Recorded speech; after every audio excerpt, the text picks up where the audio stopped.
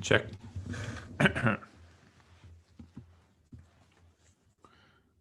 Check, check, check, check, check, check. Okay.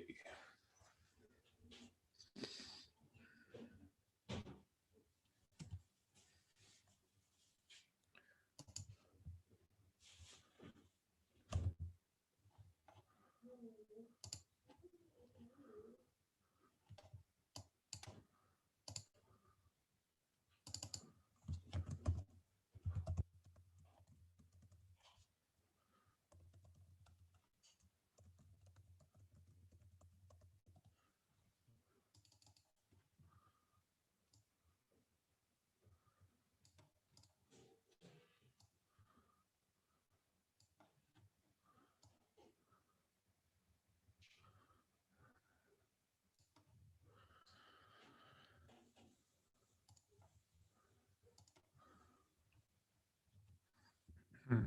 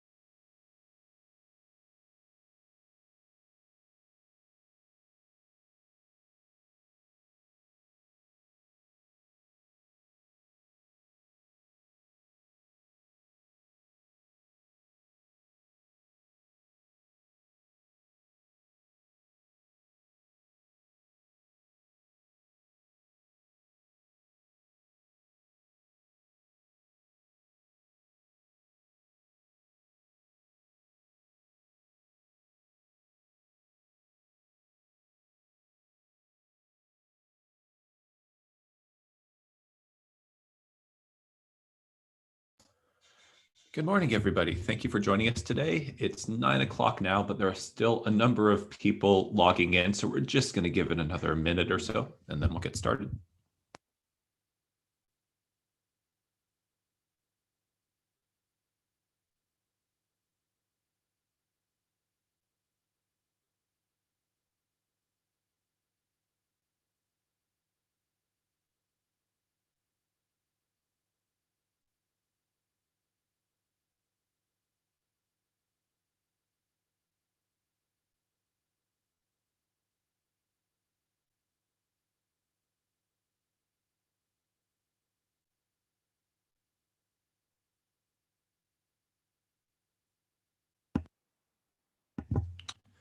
Okay, we're going to get going with the introduction. Good morning, everybody. My name is Scott Kleinrock. I'm the Conservation Programs Manager at the Waterwise Community Center. And today we are going to discuss efficient watering for fruit trees and vegetable gardens. Before we get going, just want to bring your attention to these two links on this opening page. This presentation is being recorded, and after some light editing next week will be available on our YouTube channel in our playlist where we have recordings of many past workshops on many different topics. And you can get to that directly by going to cbwcd.org/YouTube. That's cbwcd.org/YouTube. So if you want to rewatch or share this presentation with somebody else, feel free to do that. Additionally, there's going to be some slides that you might want to download as a reference. There's going to be some charts and tables and things that I've put together to try to make the process, especially when it comes into like how long to run these irrigation systems,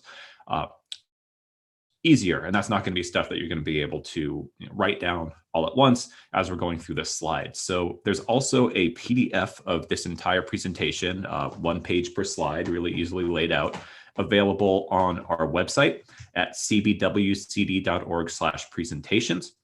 So you can see right here. And that is just basically a list of download links for all of the past workshops that we've done in chronological order. So if you go there right after the workshop, it's already up there available, and you can download that already. When you go there, it's best to right-click on the link and do download as or save as, however it comes up in your browser. If you just click on it, it might load the whole thing in your browser. It's close to a 100 megabyte file. So if that happens, it's fine. Just wait till it loads, and then you can save as and get that PDF. And so before we jump into the content, I just want to introduce the agency that I come from.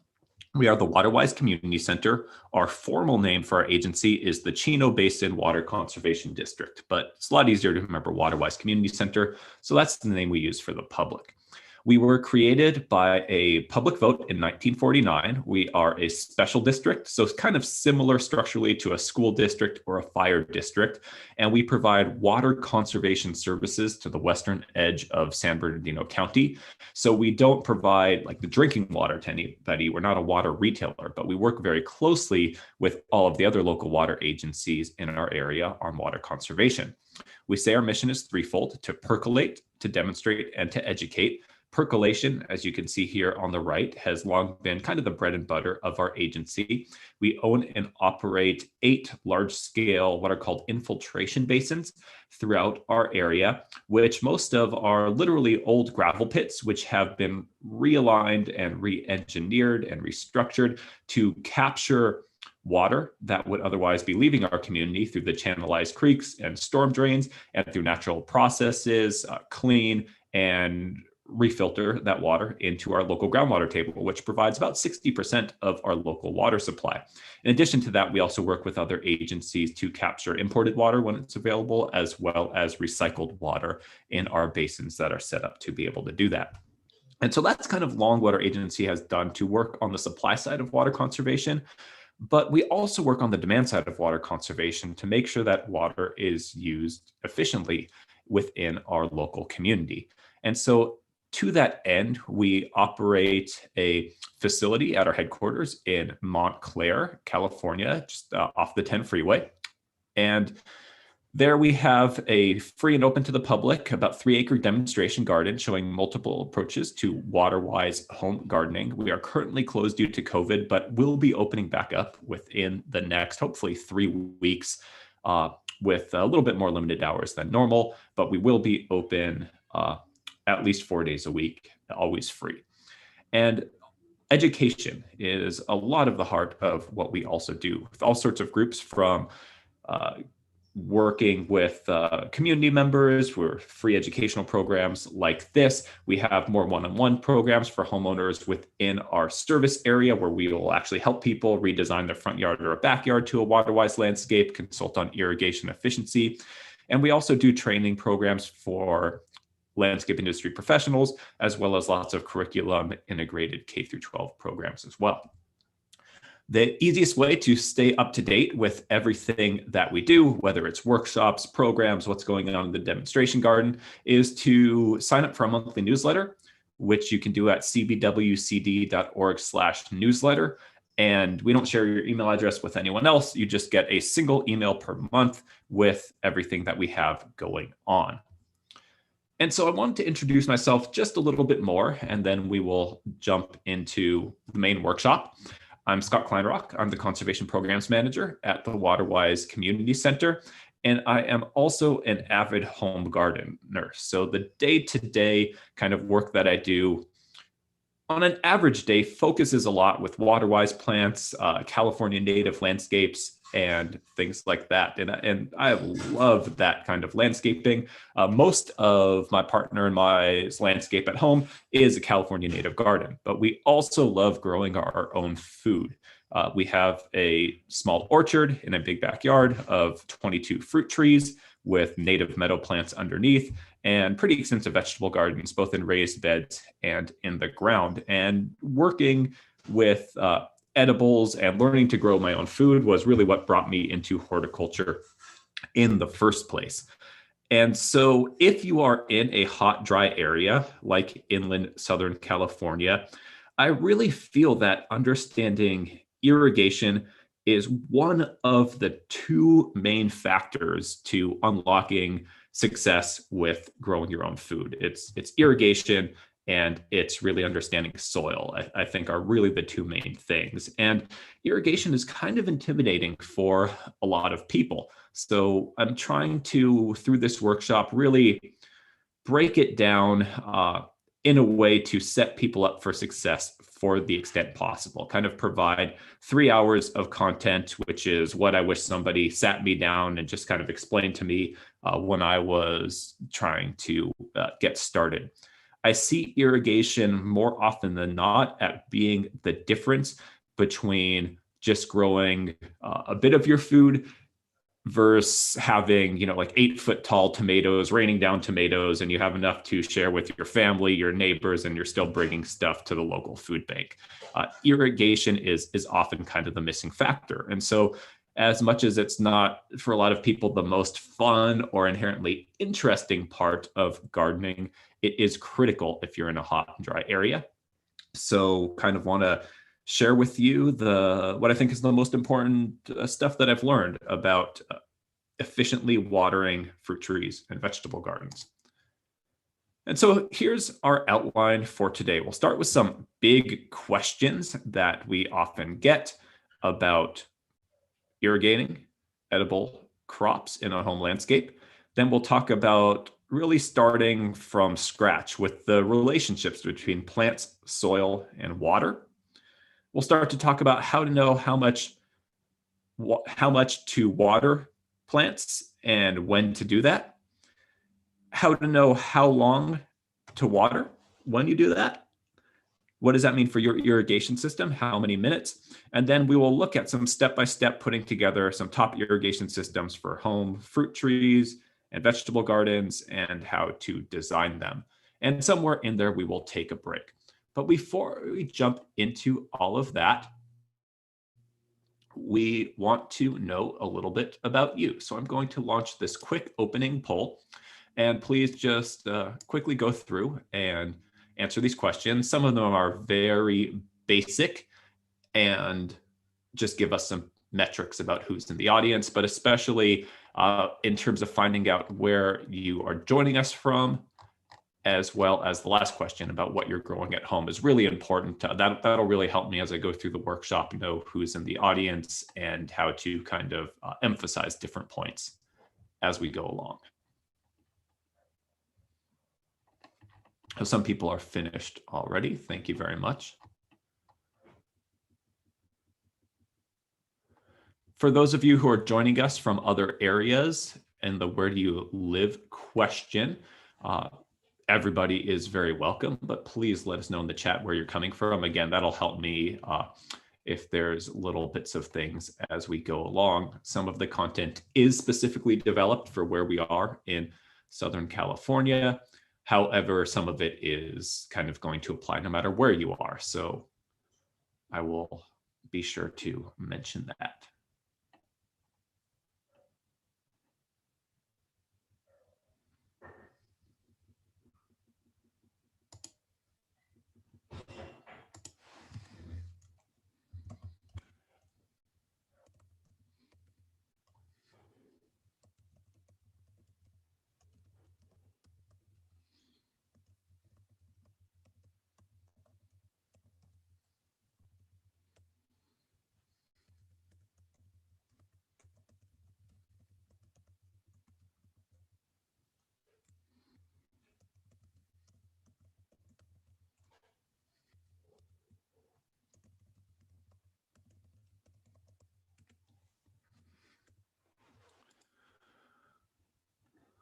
Okay, we have 75% of people have finished up. We'll give it just another minute more. Let's see where some people are joining us from.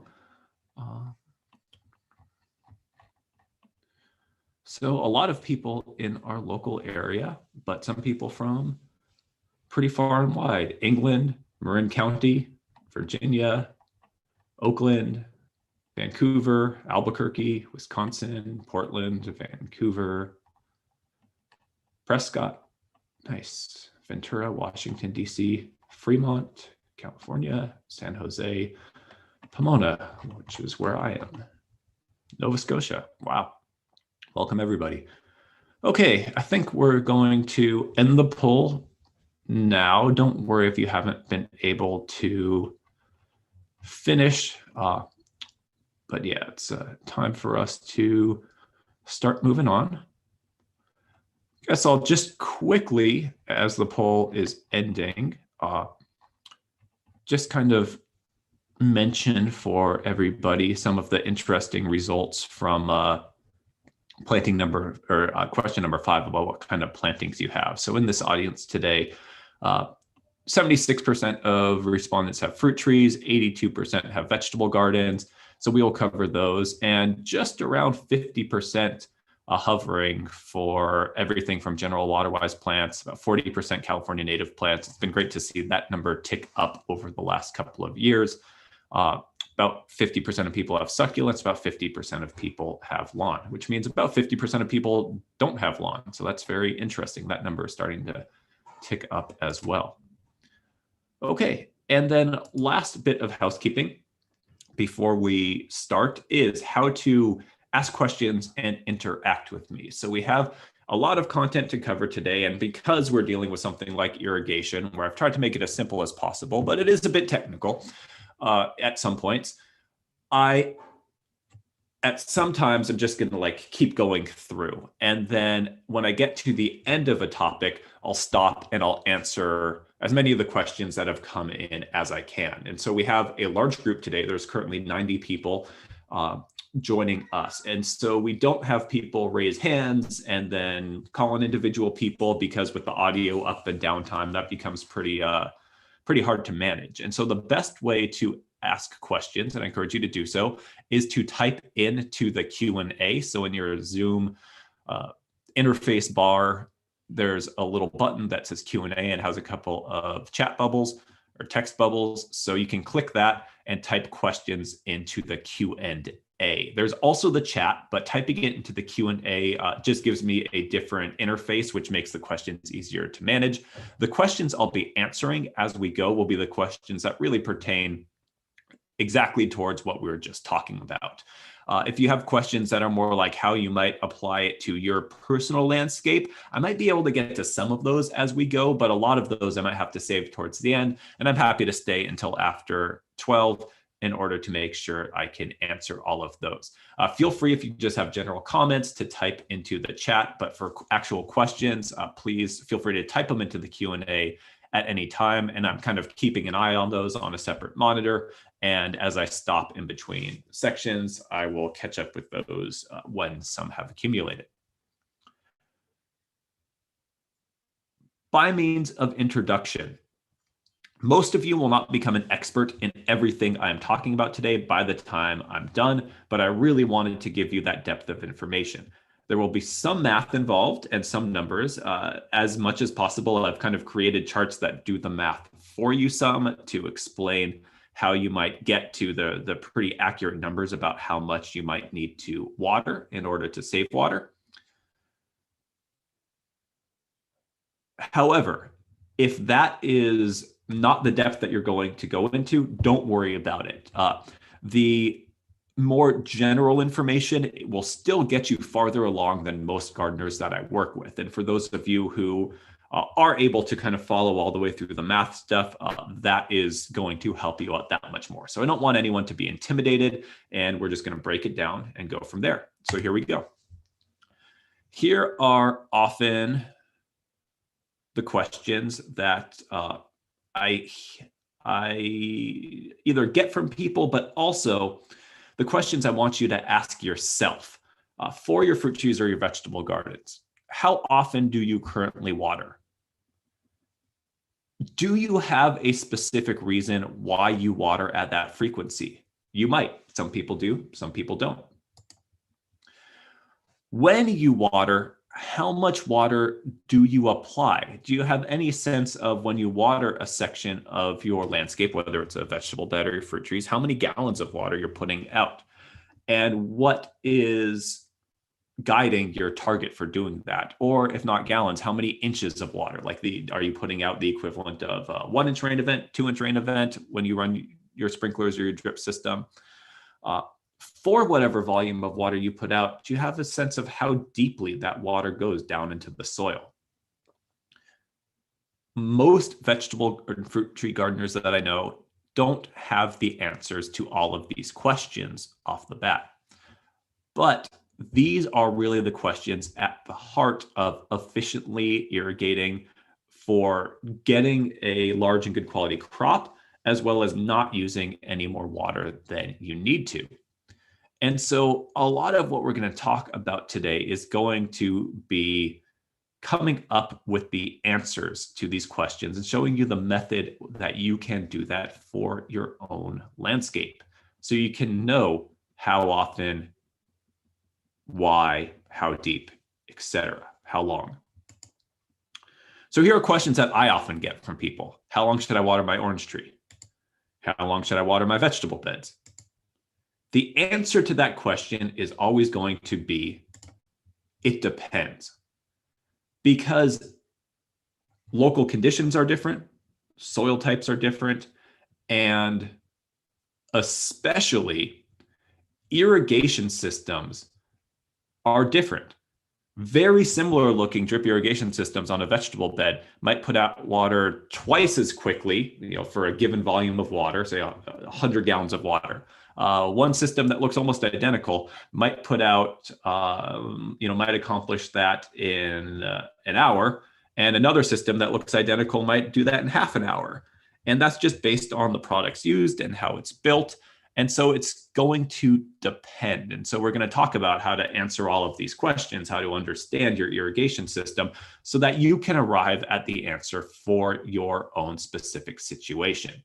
Now, like I mentioned, a lot of the kind of quick reference stuff that I created is for Southern California, where we are, and especially inland Southern California. But with this method, if you're motivated to, you can recreate all of that stuff for wherever you are. And we'll talk about that. So some questions with some answers now. When should we water? Well, we want to water when the soil is dry enough that the plants need it. Very logical, but we'll explore what that means. How long should we water?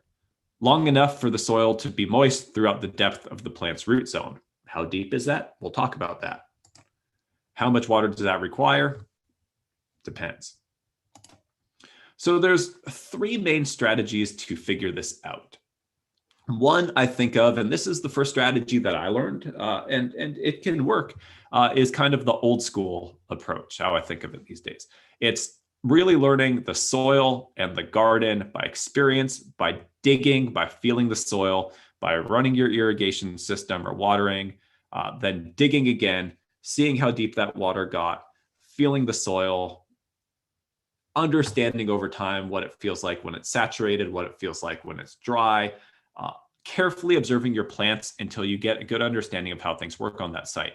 And if you're working with like fruit trees, then every time you dig, you're having to go down at least a foot, and usually to get implications of what it's like deeper than that.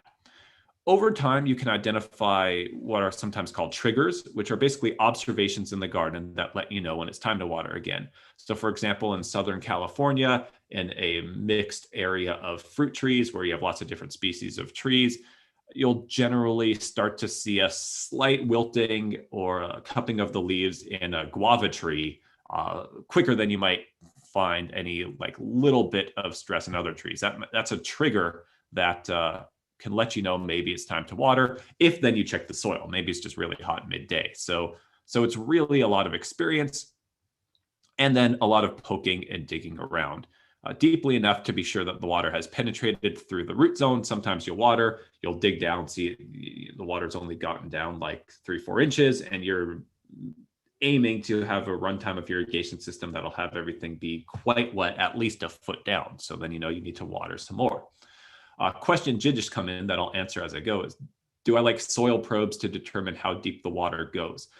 If you have a significant enough yard, veggie area, fruit tree area to invest in a good soil probe that goes down at least a foot, if your soil is a type where it's sandy or even clayey enough, but there's not so much rock in it that you can't get that soil probe down, then yeah, that could be a great way to go. But generally, it's not something that people are going to do if they just have like a couple of raised vegetable beds. I generally don't trust. They're kind of hard to calibrate, even like the nice ones, and the cheap ones I think are worthless. Those water meters, which are just like a probe that has a dial on it, but there are soil probes where they actually take out a little cylindrical core of soil, and you can kind of see the profile when you take it out of where it's wet and where it's dry. Those are good, but a good one of those is going to cost you like at least $80. So if you have a large yard and you're growing a lot of your food and you're kind of recouping, that investment, then sure, it might be worth it. But if you just have a couple of beds, it's going to be more just poking around probably. So that's one strategy, kind of the old school strategy, and there's some great advantages to that. The second strategy is to use what I call water management models, and we're going to talk a lot about this because using water management models, so that gets into a little bit of math. Little bit of math, understanding your climate and the weather patterns and your irrigation system. And with that, and I'll provide some charts and tables to kind of show how this goes, that gives you a really great starting point in order to understand how much water your fruit trees and your vegetables are likely going to need. From there, you might need to tweak it, but a lot of people, that observation process can take years to develop and really works best in coordination with asking a lot of questions to people who have been gardening for quite a while. And if you don't have access to that, you might not know where to start or what to look for. And so these water management models can be quite helpful. And then the third strategy is to integrate both of these approaches. And for most of it, this is going to be the most efficient and the best for plant health. And so you might take one of these models and the guidelines that it gives you in terms of figuring out how often and how deeply to water, use that to create a base schedule, and then observe as much as you can, especially like for the first year or two, to then refine that from there. And it's always kind of a process of observation and tweaking. And so it's really what I recommend is this third strategy, where you kind of use that model to get going and then supplement it with your observations. Water management might not be super simple, but it doesn't need to be complicated. So what we're going to do is we're going to start with a look at just understanding a plant's relationship with water and go from there. You can do this, and it will make it easier to be successful with gardens. And so I'm just going to include a few pretty pictures as just mental breaks to kind of take a breath before we jump into something else. One of my favorite California native plants, fragrant pitcher sage. So what is irrigation anyways, and what's the point? Properly used, I think of three main purposes for irrigation when it comes to growing crops. First is that it's primarily to supplement either natural rainfall in dry conditions or moisture availability to make conditions more like a plant's natural home. So for example, for us in Southern California, we grow vegetables from all over the world. And even those vegetables from drier areas in the wild tend to grow in more riparian or seasonally moist areas near a source of water. And so now I'm putting them out in my vegetable bed in hot inland Pomona backyard with no natural water source. I'm going to need to supplement to kind of create the ideal natural conditions that that plant evolved for. We also irrigate to get newly planted plants established, to get them rooted in. We're going to water more frequently, right, when we're trying to get seeds to come up or when we're trying to get our transplants to root out. Natural situations, plants will put out hundreds or thousands of seeds, and there's a very small success rate of which ones will actually grow into the next generation. We want to do quite a bit better than that in our vegetable gardens. So we can irrigate to really make sure, again, we have those ideal conditions. And then also to help them grow, to help our plants be strong and vigorous, to resist pests and diseases, and to produce a high quality yield. So that's really important as well. In hot, dry areas, sometimes you see a lot of people talking about, or especially like asking questions on like internet, message boards or groups about drought tolerant vegetables or fruit trees. And in terms of survival, for example, an established fig tree or an established pomegranate tree might need very little water to live, but it's only going to produce a bountiful and really delicious top quality crop if it gets some good regular irrigation. And so if we're going to be taking the time and the space and the care to grow these fruit trees, we want to get a yield. And so we want to use our irrigation to produce a high quality yield. But irrigation improperly used, so too much or too little irrigation. I see too much irrigation just as often as I see too little irrigation, maybe more. So irrigation improperly used will leave plants either stunted or excessively large without producing as much of a yield. If you overwater tomato plants, they'll get into these huge green vines pretty often, but you won't get much fruit, and the fruit will be watery. So they'll grow and grow because they think it's just going to be like that forever. And so overwatering is not necessarily great for production either. Overwatering can encourage the presence of pests and diseases, both in the soil and on the leaves of your plants, especially if water is overhead. It can leave those plants more vulnerable to pests and diseases, in addition to encouraging the presence, just because of the physiological stress on the plant as well. It can create issues with nutrient availability in the soil, and this is underwatering as well as overwatering. And if you're overwatering, it can also lead to more watery, bland, and less sweet tasting fruit. So we want to make sure we're kind of right in that Goldilocks zone, not too much, not too little. So what is irrigation anyways, and what's the point?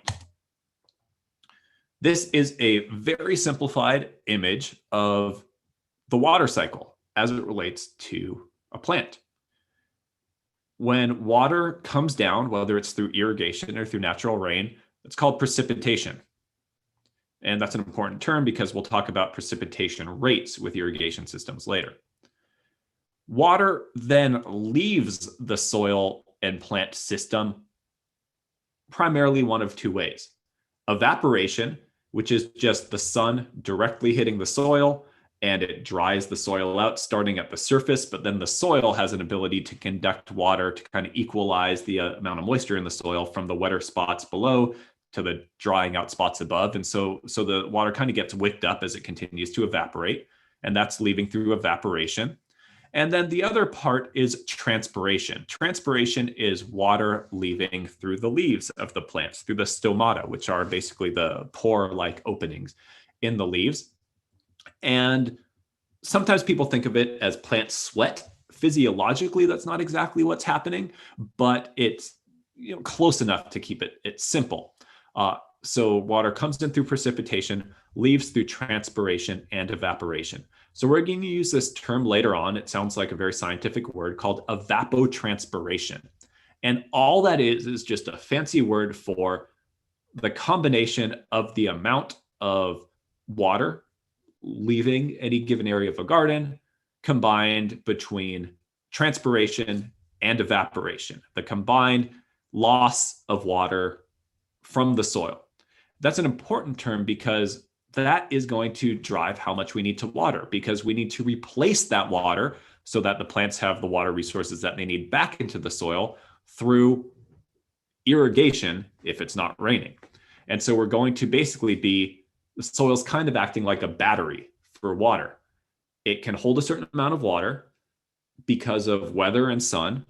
It leaves through evapotranspiration, and then we're going to be replacing that same amount of water in general to kind of recharge that battery through irrigation. That's basically how it works. And that's why the amount we need to irrigate is very different depending on the weather and your location. So that makes a lot of sense. Pretty simple, even though there's some kind of scientific words. If you have questions about that, please type into the Q&A because we're going to build on that concept. So why do plants need water at all? Mainly it's transpiration.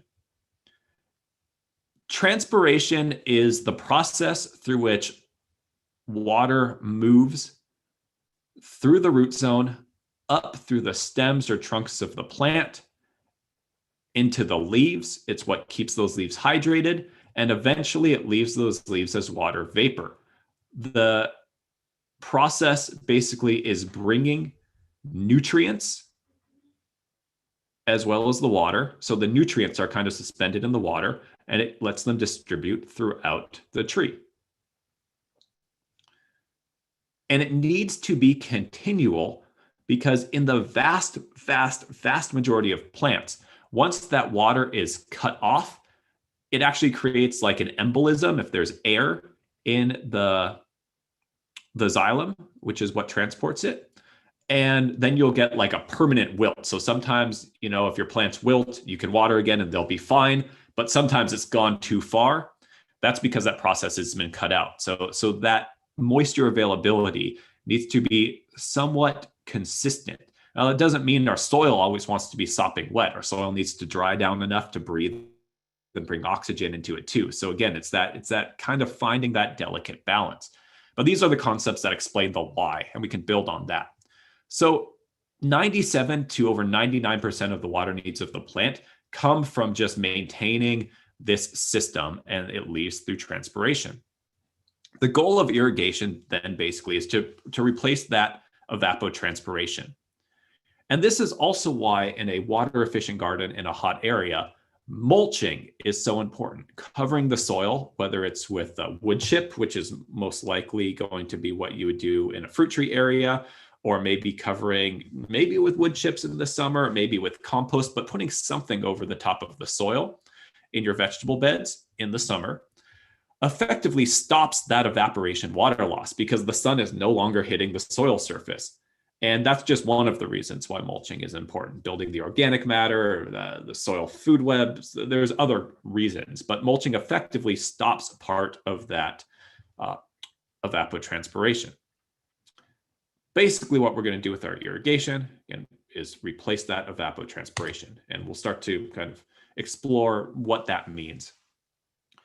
When we are then applying our irrigation water to replace that, here's generally what we want to do.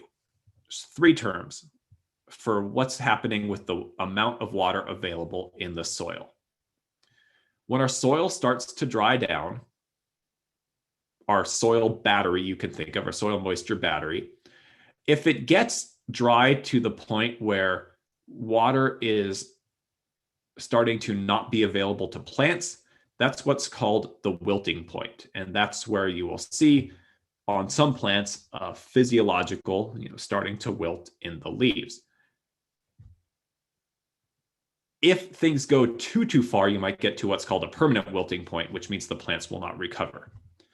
When you irrigate, and so normally what you will do is you will irrigate not when the soil is bone dry, although it might feel dry to our hands, but really when about 50% of the water that the soil can hold has been used up. So you don't push it to being totally bone dry, especially for our vegetable crops or fruit trees. When you are then irrigating, you want to bring the soil moisture level up to what's called field capacity. And what field capacity is basically for any given depth or volume of soil. So say for the root zone of our larger vegetable crops, we're considering it about a 1 foot depth. And on the next slide, we'll look at depth of root zones. Through that 1 foot column of soil, that soil will be at field capacity when that soil is holding on to all of the moisture that soil can hold in the little pore spaces in between the soil structure through that 1 foot depth. Different soils have different abilities to hold water. So very sandy soil doesn't hold that much water. Beautifully structured clay soil can hold a lot of water. But however much water can be held within that depth of soil is field capacity. If you keep applying water past field capacity, you get to a point that's called saturation. That's when all the pore spaces in between the grains of soil are filled and water is continuing to seep down lower just because of gravity. So a certain amount of water is held in the pore spaces through the natural processes of the soil, through basically the physics of how water works, capillary action for those of you who might remember your high school chemistry class or biology. That's involved. You don't need to remember that, but essentially nature of the soil. But if more and more water is applied, then it's going to just kind of continue down through gravity. And so this gets to the heart at efficiently watering our gardens. Essentially, when we irrigate our gardens, we want to bring the soil up to field capacity through the root zone of our plants. And so if we have deep-rooted plants, that's going to be deeper, shallow-rooted plants, shallower. But if we continue to apply water, we're going to just be watering the soil down below the root zone of our plants, which doesn't really benefit our plants very much. And so if you keep doing it, you're just recharging the groundwater table, but you're doing that with water treated to groundwater to drinking water quality that you're paying for off of your water meter, or that you're pumping up through your well system and using the electricity and all of that to do that. So that's what we want to do. We want to bring our soil through the roots of our plants to field capacity. Our plants will get all the moisture that they need. We don't want to have it be saturated way down below that. And then we want to re-water when the plants need it, which is usually when it's dried down to about 50% of that field capacity. So hopefully that makes sense. You don't need to get all the little details, but if you just get the concept in general, that's what we're aiming to do. And then just the last little thing is that, for example, like when we have fruit trees, when they're young, we might be watering a little bit below that because we're also going to be watering where we want the roots to grow down into, but we don't need to water to 5 or 6 feet deep. That's just wasteful. And so then the next logical question is root system depth. Leafy vegetables and shallower rooted vegetables is 6 inches to 1 foot is what you can think about. shallow rooted vegetables, again, salad greens like bok choy, all those sorts of things, onions, things like that. Perennials and deeper rooted vegetables, now you're thinking like tomatoes, eggplants, a foot to a foot and a half. Generally, for like a totally mixed vegetable bed, I think about it as to about a foot. And if it's a bed that's mostly just salad greens, maybe about 6 inches. Shrubs, trees, and deeper rooted perennials, that's 1 foot to 6 feet. But for thinking about irrigation, many people are going to assume about 1 foot root depth for most vegetables, 2 feet for shrubs, and 2 to 3 feet for established trees. And then if you're doing that kind of digging around, checking the soil, getting things up, that doesn't also mean that you're going to need to be digging 2 feet every time you check how deep the water is going for a tree. However, if you dig down to a foot, you want to see that that soil is going to be quite wet to know that the water has also gotten deeper down. And here's a big takeaway, at least locally in Southern California, where I answer a lot of questions from people who are having trouble with their gardens. Many people need to water their fruit trees and vegetables deeper, but less often.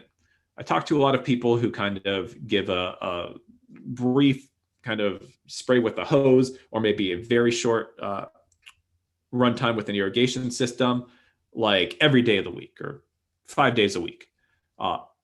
And the roots, that top layer of the soil, those top few inches stays very wet, but the lower area stays drier. So all the roots stay in the top, which also means that on a hot day, if that top layer of soil dries out quickly, the plants can stress very quickly.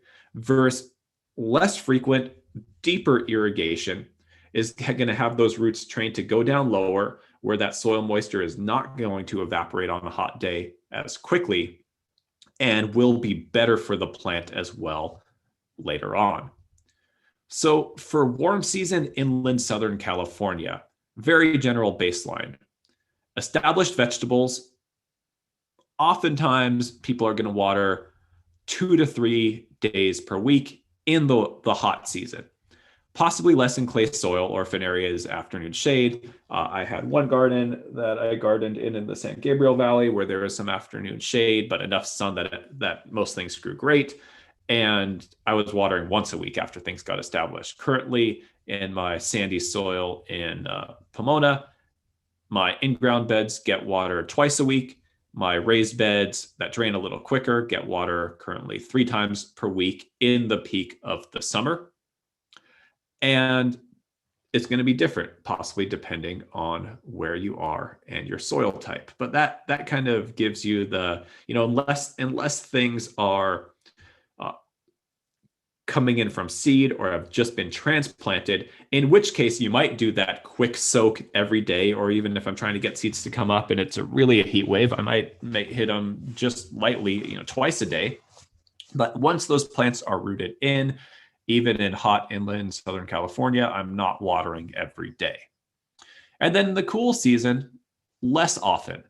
So if it's raining, or really in the winter, and there's a good series of storms, which we haven't had for a while, I might not have to water much throughout the whole winter season, or might be every couple of weeks, might be once a week. So in the winter, it is a little bit more trial and error. In the summer, you can kind of generally know if you are in an area like California, where it's predictably hot, dry, and there's no rain.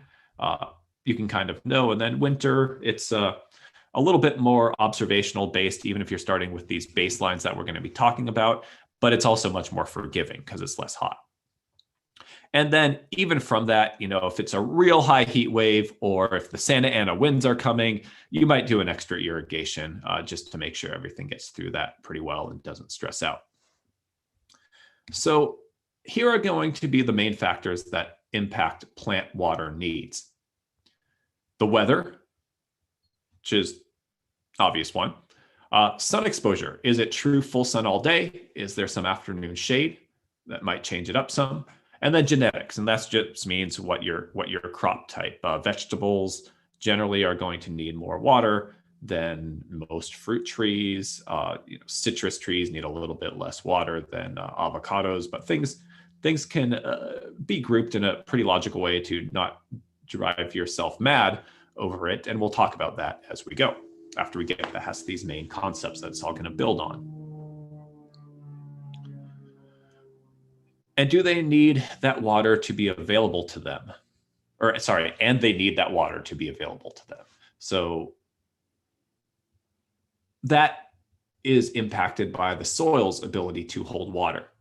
And so different soil types have a different ability to hold water. And so part of that's based on soil texture. Is your soil sandy, silty, clayey, a nice loam that combines all of them? A clay soil is going to actually need more water to be applied to it to reach that field capacity, but then it's going to not need to be watered quite as often. If you have a very sandy soil and you haven't built organic matter in your veggie soil yet, for example, by adding compost or anything, or that's sometimes a multi-year process, then that's going to have less ability to hold water and need to be watered a little bit more frequently. And so we'll start with general recommendations, and then you can tweak it from there. The amount of soil structure and organic matter that you've built over the years is going to impact adding compost to your soil, even if it's just adding it to the top, and eventually the soil critters bring it back down in. I don't dig a bunch of compost in every year, just usually the first year in a veggie bed. And then after that, I just apply it to the top. Or with fruit trees, adding, wood chip mulch and topping it off, keeping a nice 4-inch layer of wood chip mulch around your fruit trees. Over the years, that breaks down, that all adds organic matter and builds soil structure and starts to allow your soil to hold water in better. And then the soil cover and that's just if you have a mulch layer down or not, that doesn't really affect the soil's ability to hold water, but affects the you can think of it like the soil system's ability to hold water, because again, it's reducing significantly that evaporation. And so those are really the base concepts that we are going to build everything off of. I'm going to stop and take a look at some questions before we move on to taking this concept of evapotranspiration that we talked about, that evaporation plus the transpiration of the water coming out through the plants, and then start to actually talk about how you quantify that into a number, how you provide a number for that based on where you are, because that number can then translate to starting to understand how we figure out really how much water we need to apply in our soils, depending on where we are and the time of year. Okay.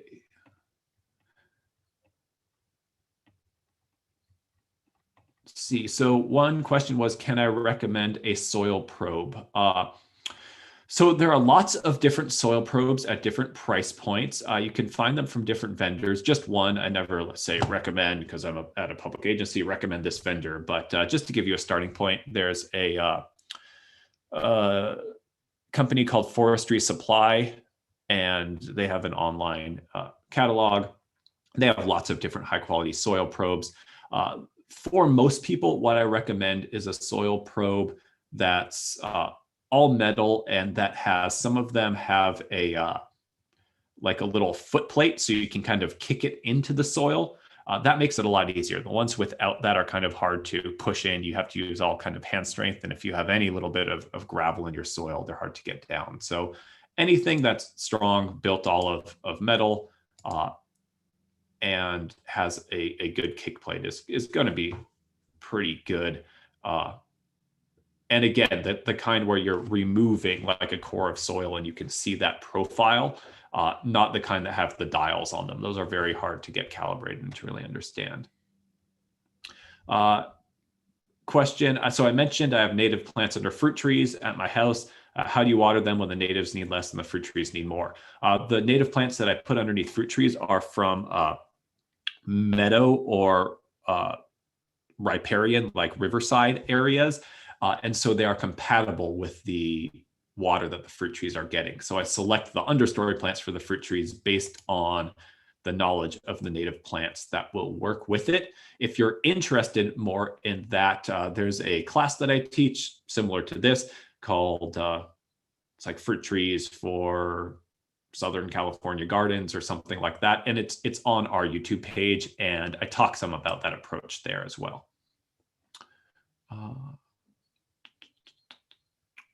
From Michael, when I talk about various size and depth of plants and tree root structure, please mention pine trees. So that goes beyond really what we can talk about. But for most landscape trees, most people are going to assume, like for established tree, like 1.5 to 2 foot root depth, something like that.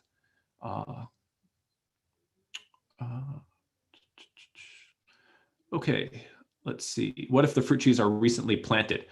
Depends on where you are, but here in inland Southern California, if you're really getting that good deep soak, I still water my fruit trees about once a week, and then keep an eye on them and only supplement them if I need to, which is very rarely. Okay, so getting a bunch of questions that are jumping ahead to things we're going to talk about later. So yes, so I'm going to go ahead because we're going to cover all the rest of the questions I see later, except from Maria, can I repeat, what's the best time to apply compost to your fruit trees? The best time to apply compost to your fruit trees is whenever you have access to the compost. Yeah, I do that any time of year. I mean, very early spring, if you're going to choose one time of year, but for me, it's whenever I have access to it. Okay, so getting back to building on this concept of evapotranspiration.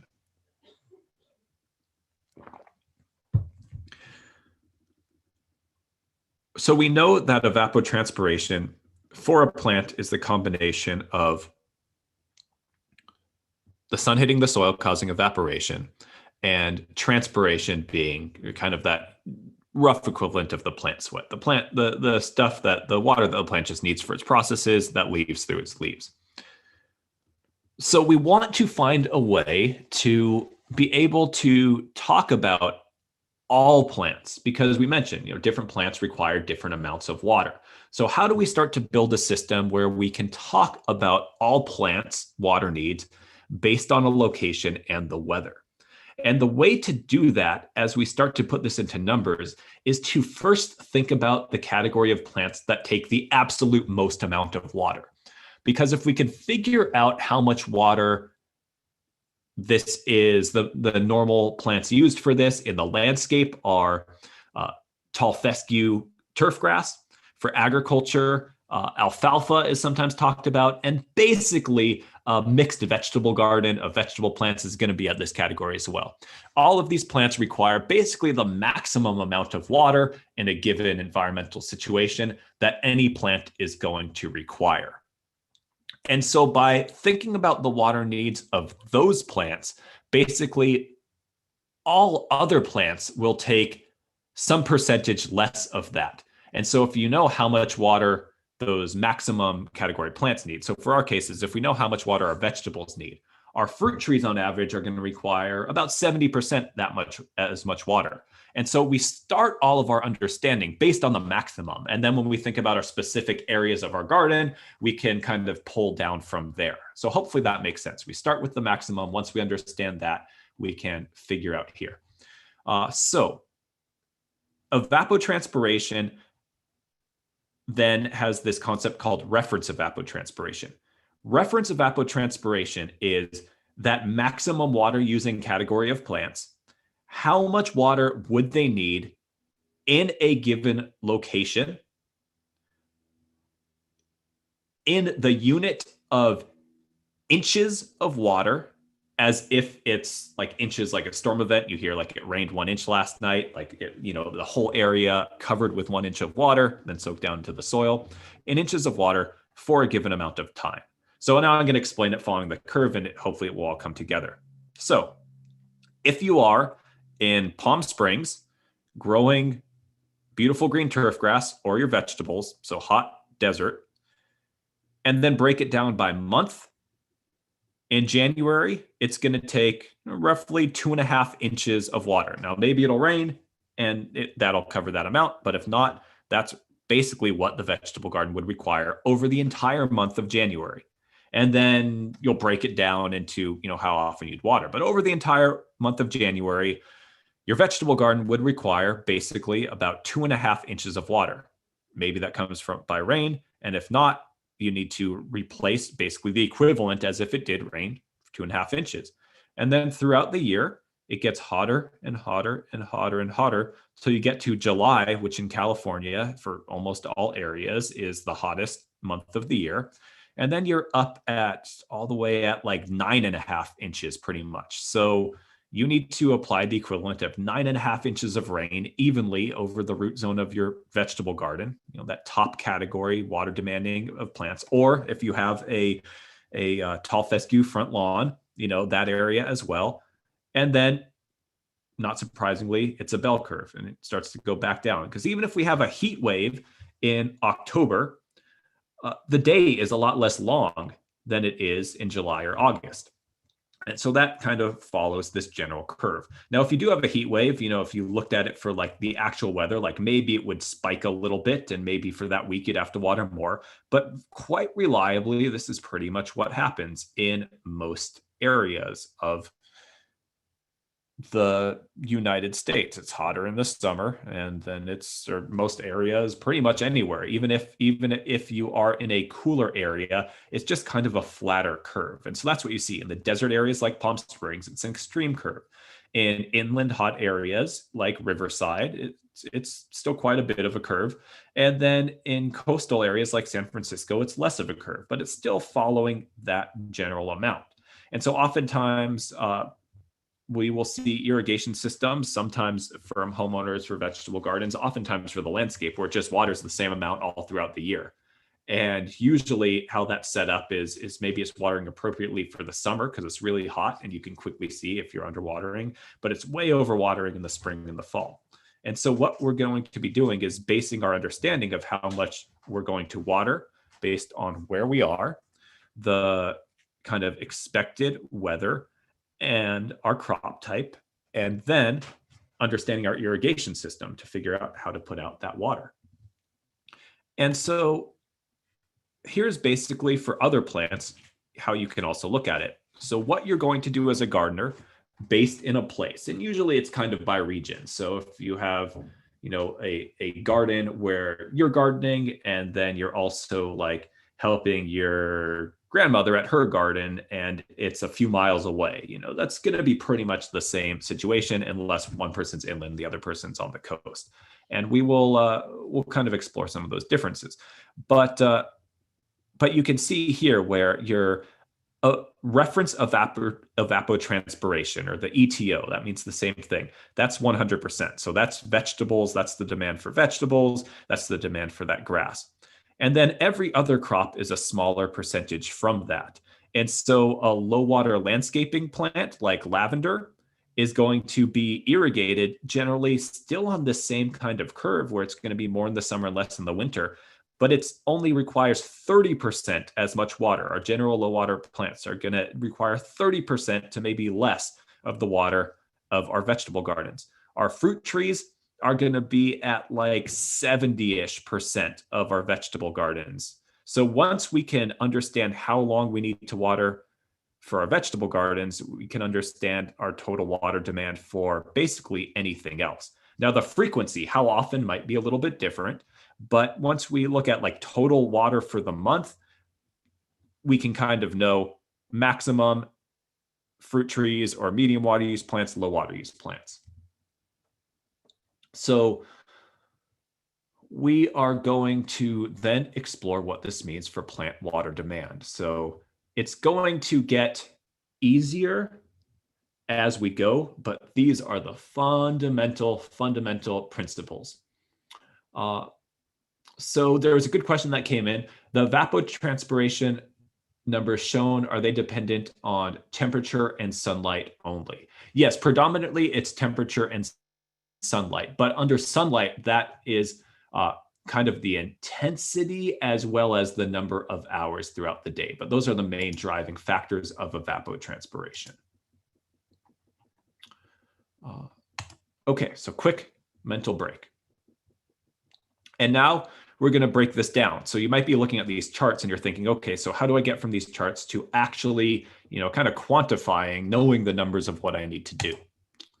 So for wherever you are, you can actually find monthly reference evapotranspiration for your area. In California, you can definitely find it for most cities because the approvals for like modern landscaping, there's kind of state requirements to make sure that the landscapes aren't too high water use for new permitted landscapes. And so part of that, most cities have published that information. But if you type in reference evapotranspiration your city, you'll probably find it. Now, depending on where else you are, good chance you'll find it. But if you can't easily find it, lots of times the master gardeners or the agricultural extension universities, somewhere on their websites, you can find it, or they'll have like helplines or email, and you can find it. But what you want to find is for your area, what the monthly reference evapotranspiration numbers are. And so this is for the Inland Empire area. And these numbers will hold pretty well for our local service area, western edge of San Bernardino County through Pomona Valley, but they're pretty close from like Riverside through the San Gabriel Valley, through the San Fernando Valley. If you're in like LA proper, yours in the summer might be like 10% less. And then on the coast, maybe a little less than that. In the true desert, it's going to be higher. And so I have created this chart that anybody living in kind of our Southern California inland areas through those valley areas can use. And you can create your own chart as long as you know those starting reference evapotranspiration numbers. Now, I will say for those of you who might have looked into this before, that I kind of created my own chart based on our last few years of weather, which is a little bit warmer than the previous like published averages are. For my vegetable gardens especially, I would rather stick to these numbers, but kind of go up a little bit to reflect the reality, and I'll still be watering very efficiently overall. It's just a little bit more comfortable. So I did, using a rigorous method, kind of estimate up. So basically what you can see here is for our area, in January, our vegetable gardens are going to need 2.5 basically inches of rain or supplemental water. July, for our maximum, 7.9, so almost 8 inches of rain or water. November, 3 inches. And so then, and I'll tell you basically where this is going to go and how we're going to break this all down is from this, then I'm going to give you a guide of how to know how many times a month to water. And then with some simple math, we can know every time we water, here's how much water I need to put down. Then we're going to talk about irrigation systems and how to know for your irrigation system the rate at which that water is going. And then all of a sudden that's going to spit out how many minutes you're supposed to water, how often. So here's how it's all going to come together. So if it's seeming like it's all just kind of abstract theory, we're going to get there. And so here we have for our vegetables, number of inches of water for the whole month, each month, normally. If you are growing citrus trees, most people water citrus at about 60% of that maximum. So I just set it up as a spreadsheet and did that math. Number of inches for your citrus, roughly. Deciduous trees are a little bit different if you're really, really trying to do them. So like any trees that lose their leaves, peaches, nectarines, apples, things like that. They really need very little water in the winter because they don't have leaves. And then as their leaves come out, they start to kind of need a little bit more. Pretty high demand in the summer, and then it tapers back off after their leaves start to die. However, I will say that most homeowners who I work with, they don't have their irrigation set up where their citrus trees are going to be over here, where their deciduous orchard is over there. It's all mixed together.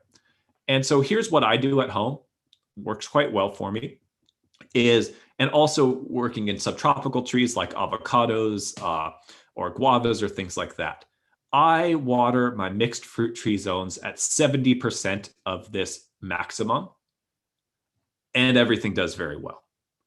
And so here's that math for you. So instead of needing to pull out the calculator, you can do that. If you're kind of creating your own and you have vegetables, which is just going to be the straight numbers from the reference evapotranspiration numbers for your area, and then you can create just a column next to it.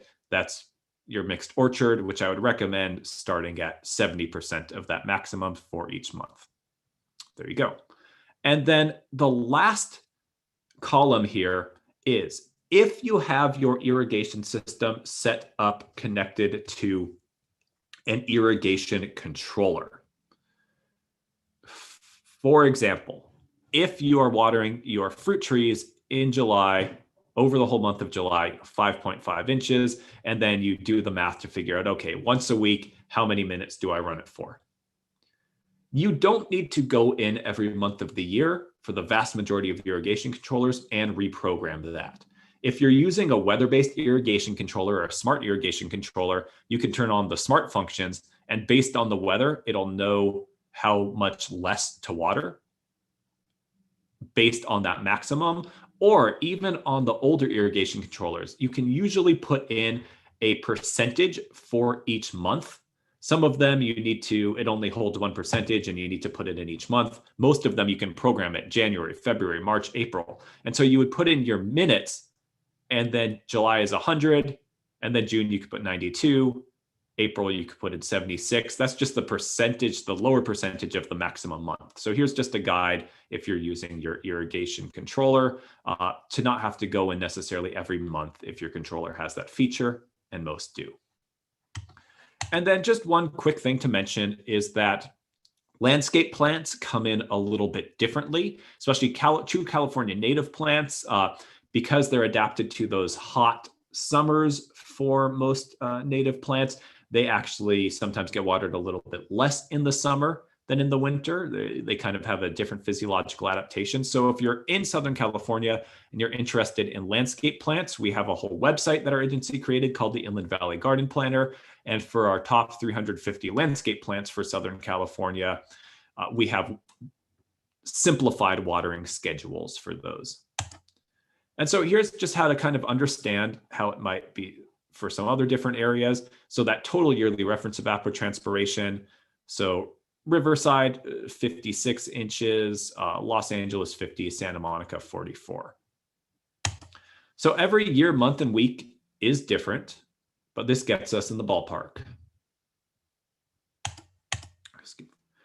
So quick mental break, and we're going to keep building from there.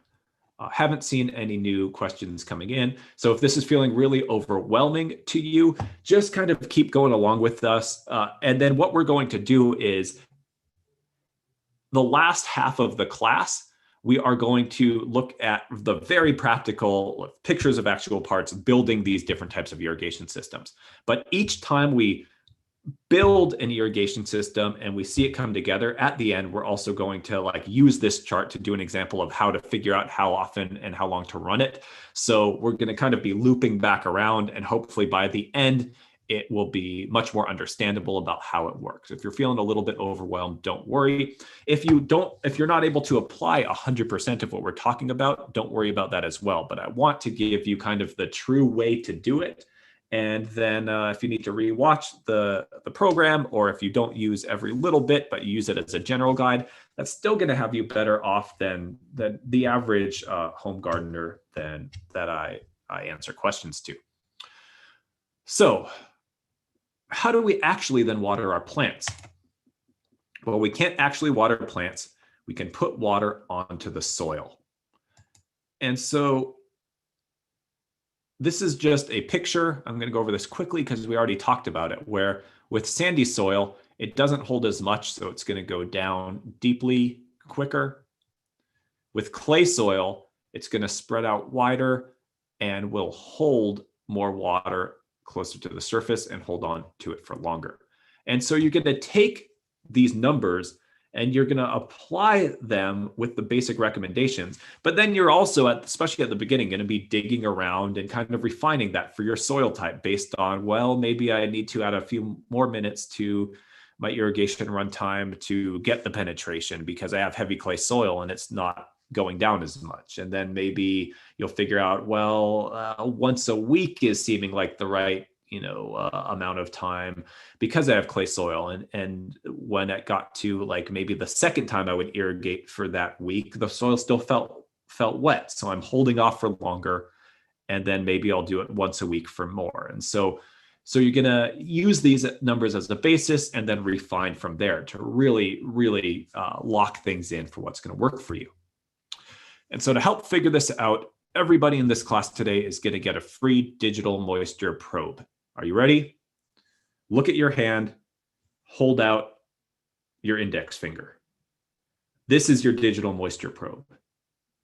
You are going to use this as well as sometimes a whole handful of soil in between your irrigation events as you're getting going to feel the soil, and then also kind of use your observations to refine that schedule. There is no substitute for also getting your hands into the soil. And then a note about trees that's going to be important. A lot of people don't understand really how a tree grows and where a tree is looking to get its nutrients and moisture from the soil.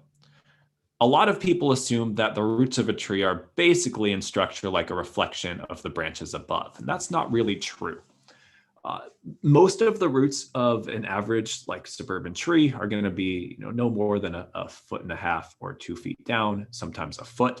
If we water shallowly all the time, like in a lawn, the roots are only going to be sometimes a few inches deep because all the moisture is only going down a few inches and it's staying wet very consistently. So that's our, maybe once a week, eventually maybe every other week, deep soaking will get those roots still to go down, at least hopefully a couple of feet.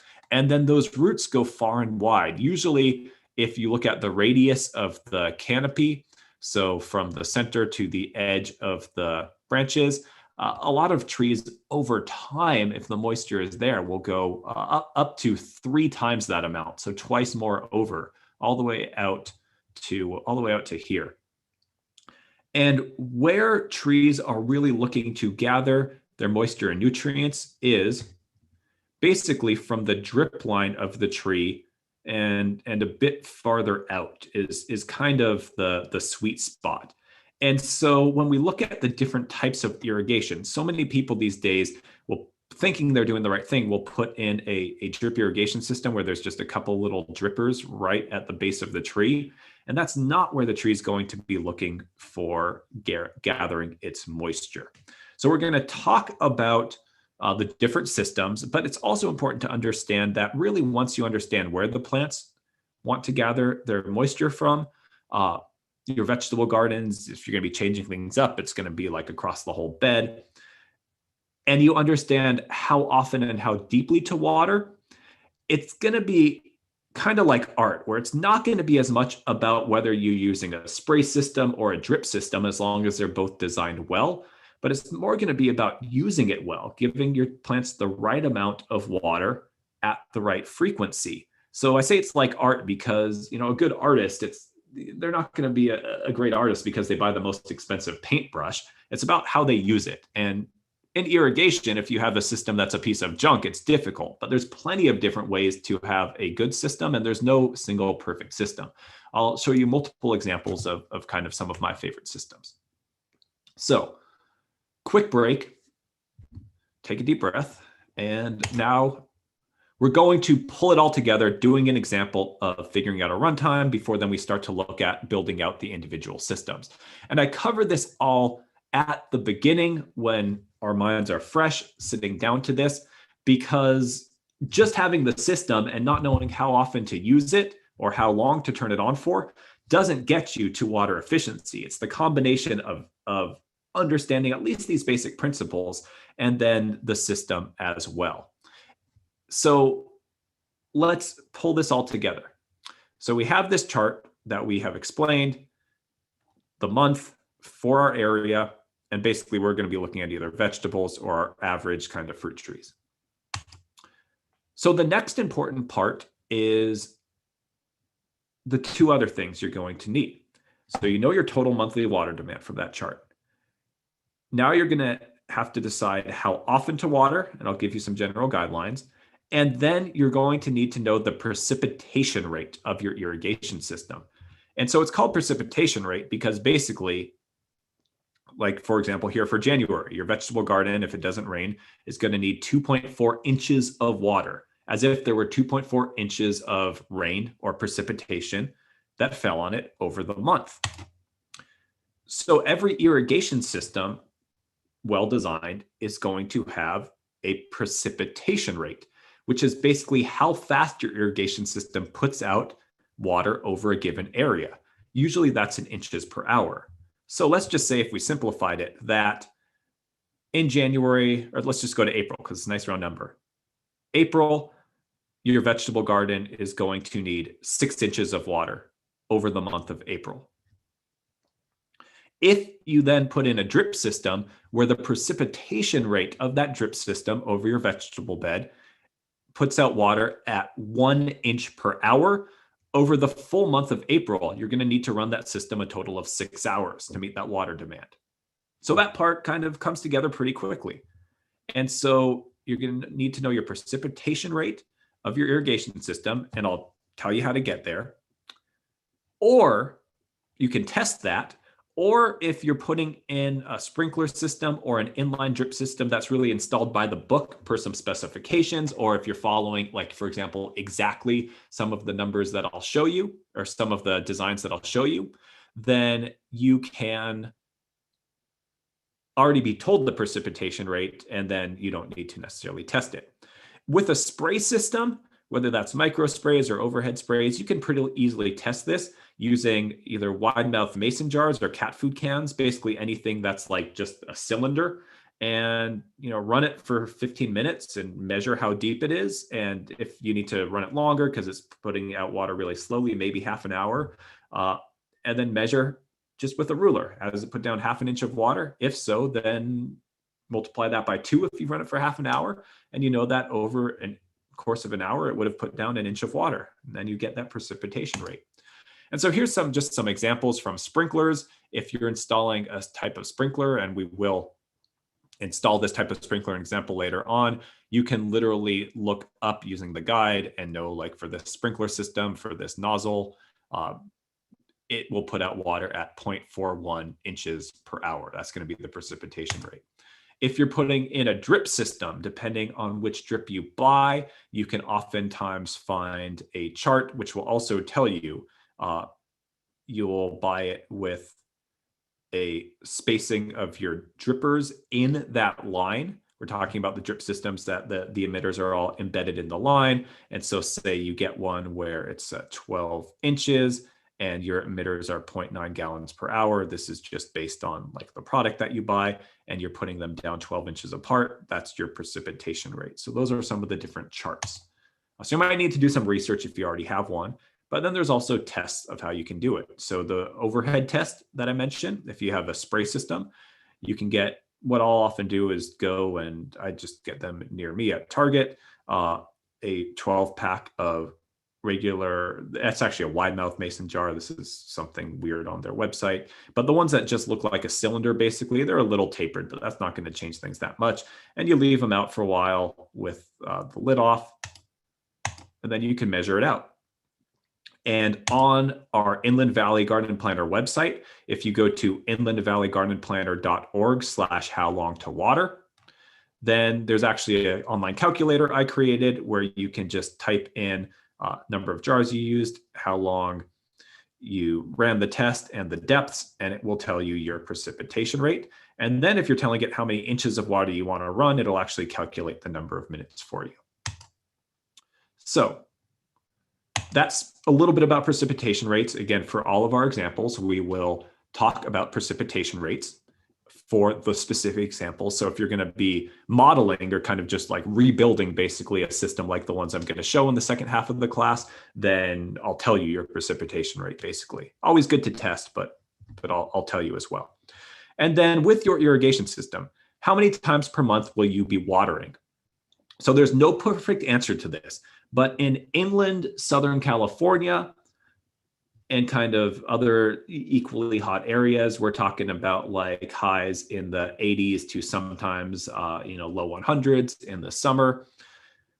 Generally, for our vegetables that are established, so they're rooted in, they're not tiny seedlings still, 2 or 3 times a week in the summer is a good starting point, which is going to be 8 to 12 total times a month that you're irrigating.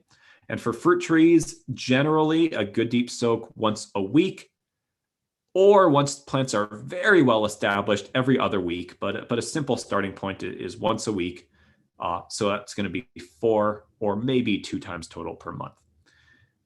And then using those resources, you can start to figure it out. So your area's total monthly irrigation demand. So let's just say in summer, going at the summer maximum where I am, I calculate that out at 7.9 inches. So let's just round up to 8 inches. You're going to divide that demand by the number of times a month you're going to water total across the whole month. So if I'm watering twice a week in the summer, that's 8 times. And so that'll quickly get me to number of inches of water to run each time, 1 inch. 8 inches of water demand, 8 irrigations throughout the month. And each time I irrigate, then I need to put down 1 inch. So twice a week, I'm going to need to apply 1 inch of water. Then you're going to divide your number of inches to water each time by that irrigation system's precipitation rate. So to keep it simple, let's just say I'm applying 1 inch of water each time, and I have an irrigation system that runs, that the precipitation rate is 1 inch per hour. I'll run it for 1 hour twice a week in the heat of July. So another quick example for fruit trees. So in July, I'll run my long established mixed fruit tree zone. So that's not the full amount, but the 0.7 plant factor, that's 70%.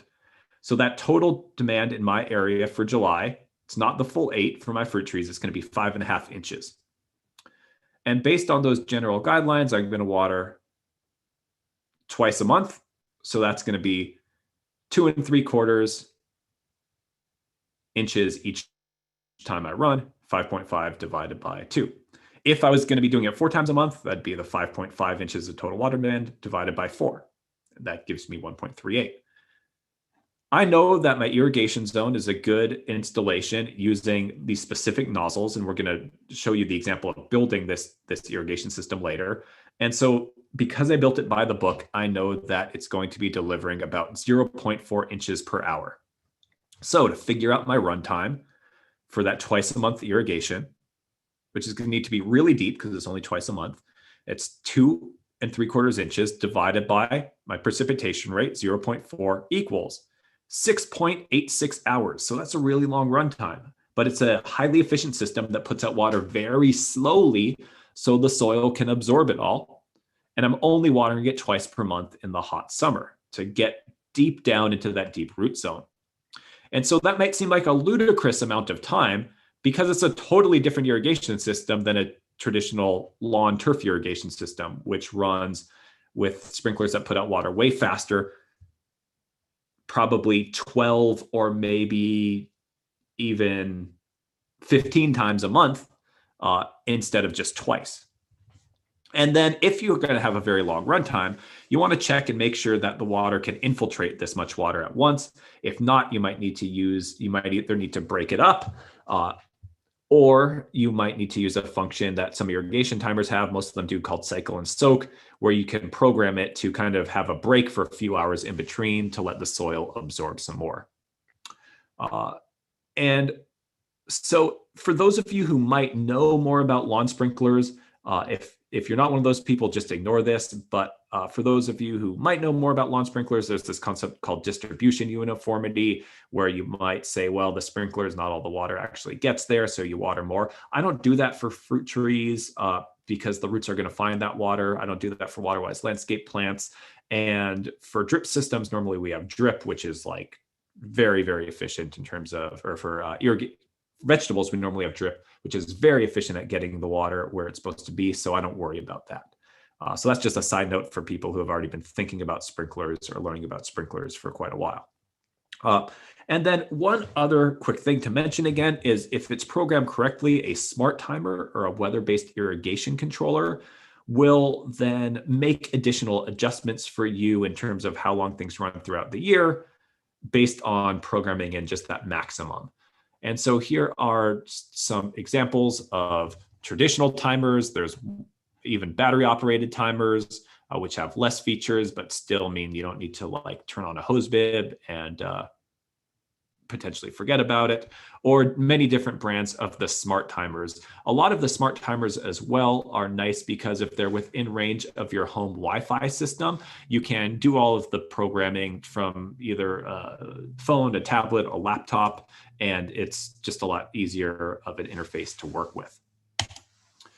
So that's basically water management. We're going to shift pretty quickly to building out those actual system examples and then talking again about looping back and how to apply it. But that's water management. So after all of this, ask yourself, what do you think the most important water management tool is? It's not a soil probe, although working with your hands in the soil and feeling it is very important. It's your brain. It's thinking about this in a logical process using these basic principles. And if you, even after all of this, are going to think, well, I'm going to stick to that old school approach, it's really going to be based on a lot of observation, I just am not going to do the numbers, then that's okay. But hopefully with seeing all of those numbers, you realize how thoughtful you need to be with your observations. It's not just like run it for, random amount of time, random number of days per week, more in the summer, less in the winter. If you're not going to use the numbers, it's going to be about digging. It's going to be about feeling the soil. It's going to be about using your brain. If you are using the numbers, it's a great starting point, but you also need to use your brain to observe your plants, observe your soil, and kind of really refine that schedule from there, although it will be a really good starting point. And then finally, any landscape can be very high water and very inefficient, even with efficient sprinklers, if that system runs too long or too often. And so we see this a lot with drip irrigation. A well-designed drip irrigation system, if you run it for too long and you have soil that can absorb the water, you're not going to see signs of overwatering other than maybe eventually your water bill, or maybe your plant's not performing as well as they otherwise might, because that high physical efficiency of that system will get the water into the ground. So you need to also think about it to then manage that system efficiently as well. A well-designed drip system can be a very efficient way to water way too much. And other just important notes for efficient irrigation. After it rains, if you're not going to need water because everything is wet, turn off controllers for as long as it's reasonable. Periodically check your irrigation systems, especially drip systems, for leaks or other issues. If the drip system is going during a time when you're not around, just turn it on for a couple minutes once a month or so, and check for leaks or anything that might need to be fixed. Drip irrigation systems are really easy to fix usually, but sometimes people don't realize what's going wrong until plants start dying. And if there are holes, it could release a lot of water. And then don't be afraid of irrigation controllers. Read the manual if you're going to be programming your schedule into controller. Most manufacturers these days have like YouTube videos or tutorial videos on your website, especially the new Wi-Fi ones can be a little bit easier than you think. We also teach lots of classes, and we have recordings online and other ones coming up live on Zoom throughout the summer. Lots of classes about just general irrigation topics for landscape irrigation, and we go into controllers and stuff like that much more.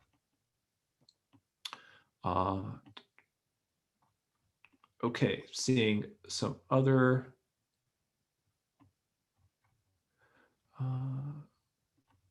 questions coming in, but I think a lot of them are very specific things. I think I'm going to hold them.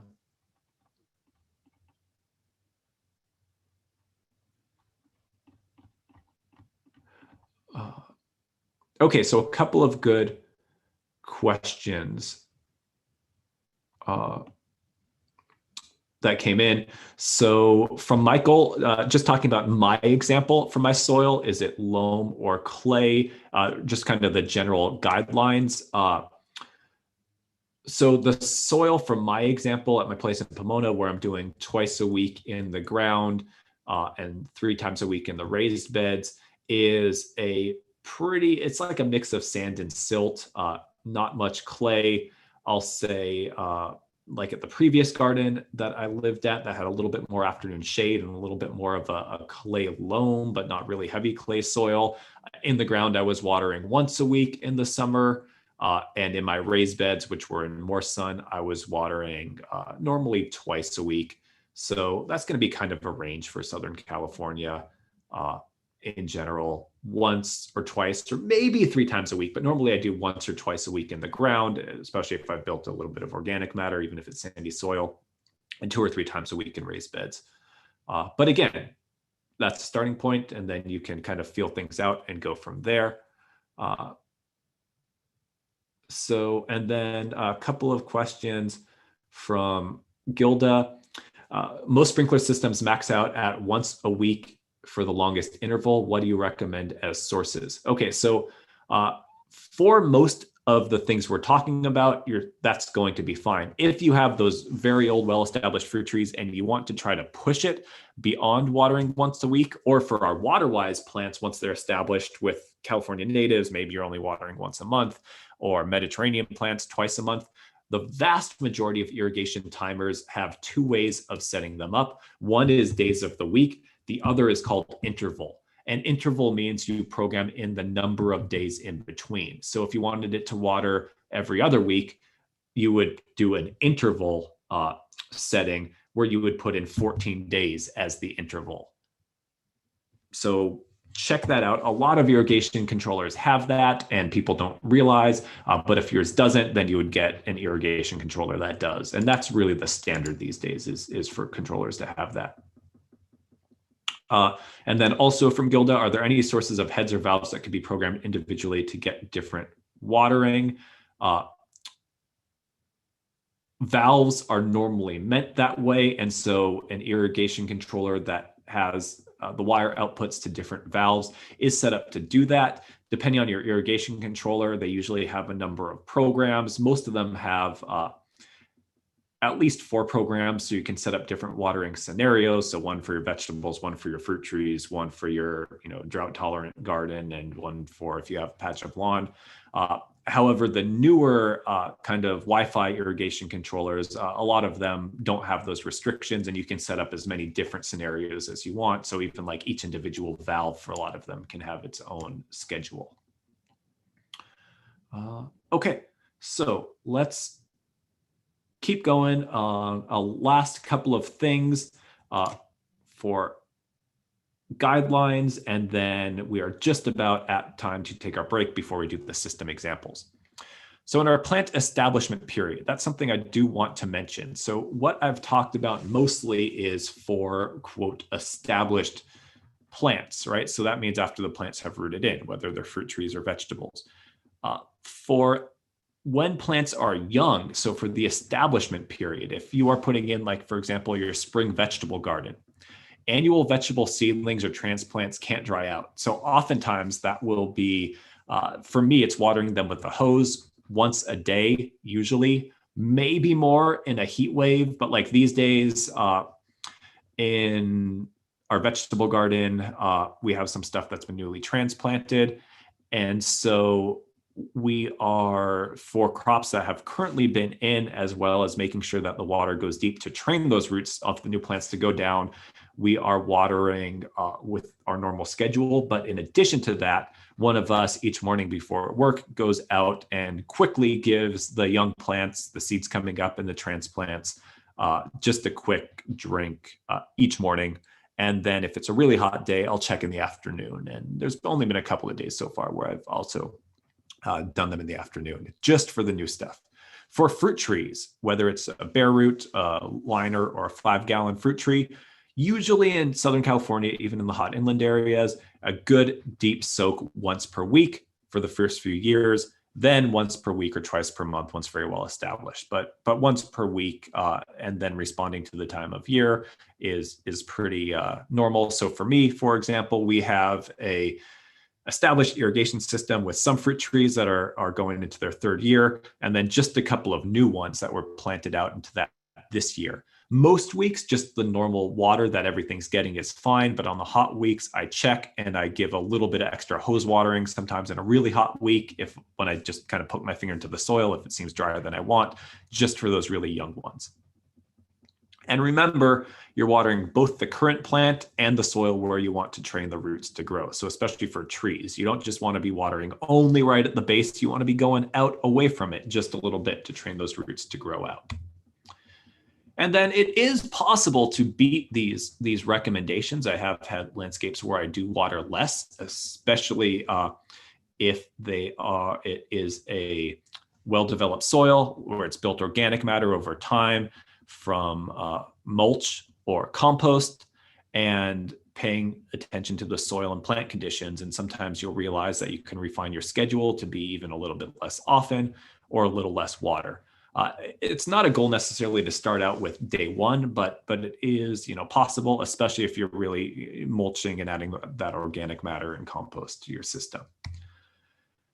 And so why does all of this matter to end this part? Well, here's an example of a case study where we looked at the actual water use from a local community garden versus what the maximum demand for all of the crops based on how many square feet of crop growing area they had was. And the recommended water was in blue, and the actual water use is here in red. So you can see they were, for the most part, the amount of water responded to the curve. There was more water in the summer than in the winter, but the total amount of water was just way, way more than the plants could have possibly actually used. So, people, that wasn't necessarily on purpose, but what we kind of found out is that for the most part, there was just no baseline to kind of get that ballpark amount of water that should be used. And so that's really the best way to use all of these numbers is to be your baseline and then kind of guide you from there. So you can be, somewhere around this blue, maybe up a little bit, maybe down a little bit, but so you're not going to be using 3 times the amount of water that your plants need. And last idea is about why it matters. Like we said at the beginning, it promotes plant health, it protects our water resources, which keeps costs down, and it gives us the best yield and the best tasting food by far. So now we are going to take this theoretical basis and apply it while looking at step-by-step examples for recommended systems for fruit trees and vegetable gardens. And so it's 10:37 now. Let's just take a 5-minute break for people to get a drink of water, use the restroom, and we will be starting back at let's just say 10:43 now. And we will get into the second part of the workshop, where again, we're going to get very practical, step-by-step examples, lots of pictures. So if you're feeling like you are done with the numbers and just want to see how to put together a system, this is going to be your section coming up.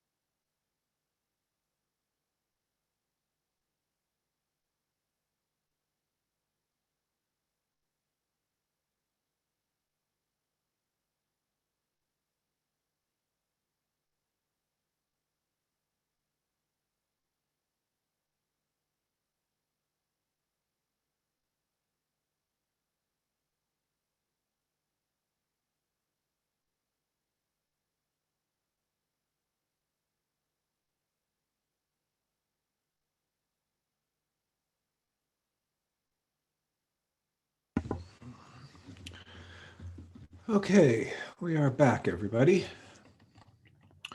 So,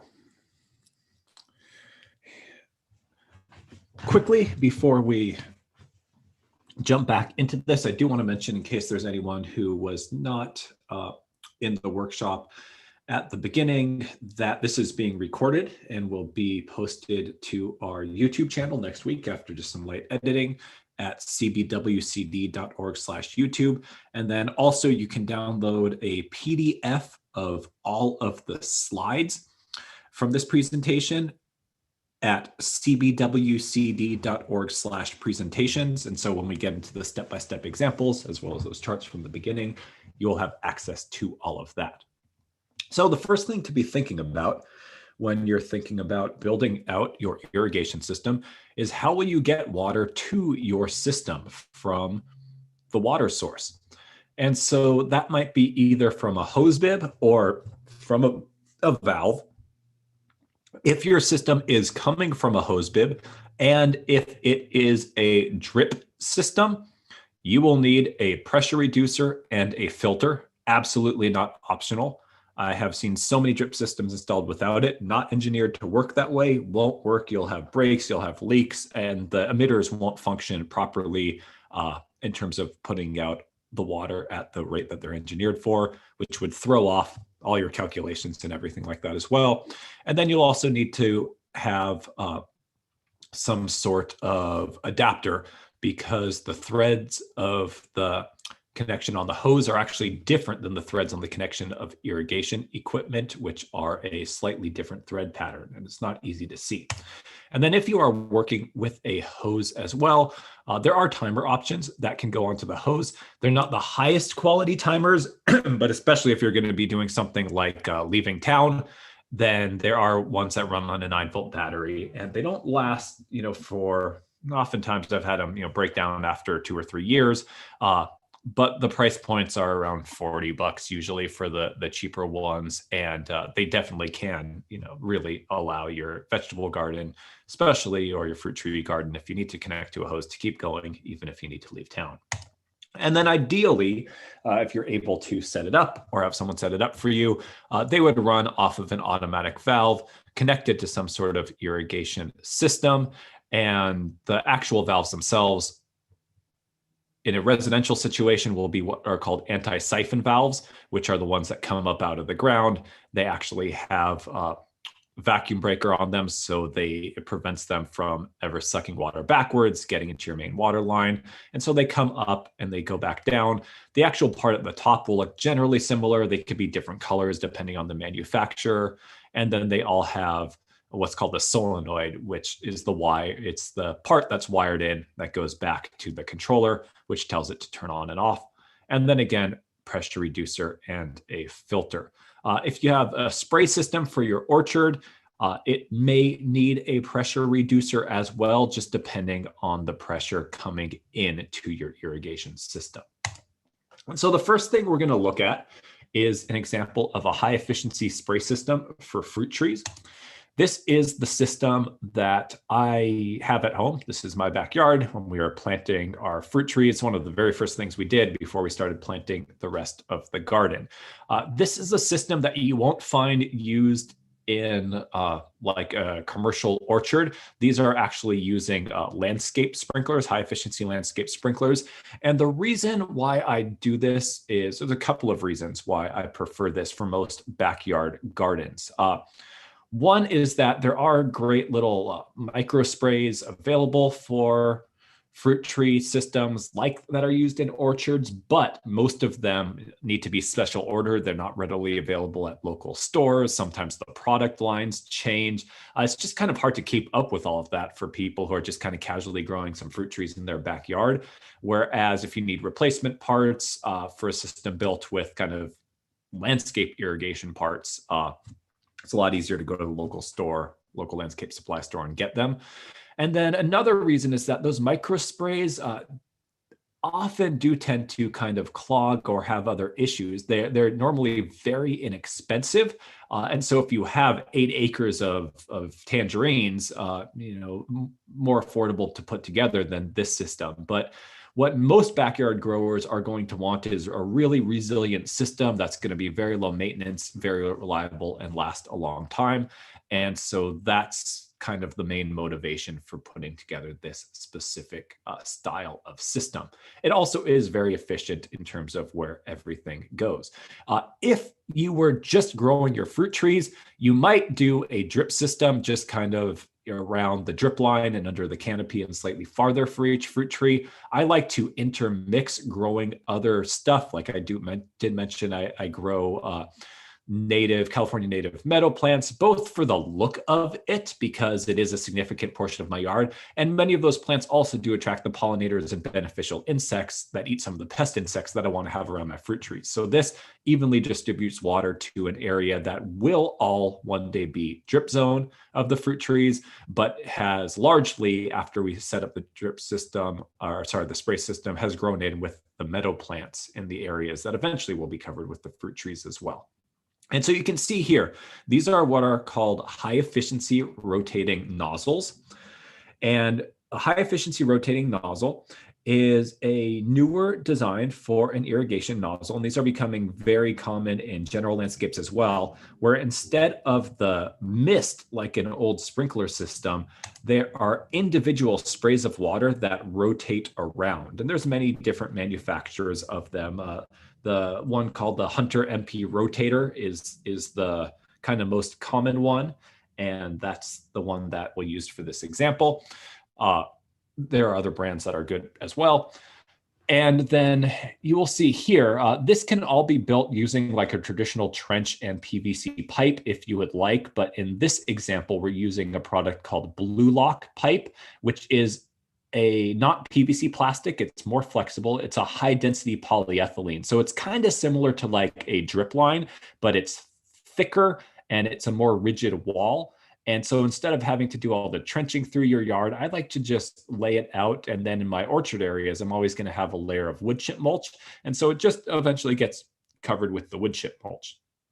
When you're using a landscape style overhead sprinkler, there's an important thing to know, applies to this example, as well as landscape irrigation using sprinklers as well.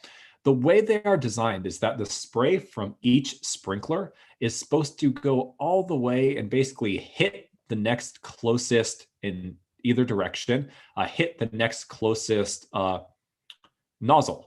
So there's overlap, multiple overlaps. So that one hits the next one, that goes back and hits that one, that goes back and hits that one.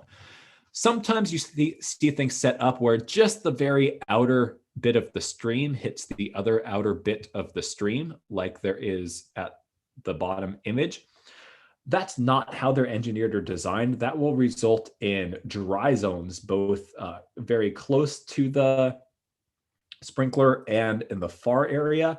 And additionally, all of the published information about the precipitation rate, how fast it puts down water, is going to be off as well. You really need this overlap. And so as you can see here, this is kind of what you're setting up for, where you can see the overlap and the overlap and the overlap too. And with that overlap, that's how you get that very even watering.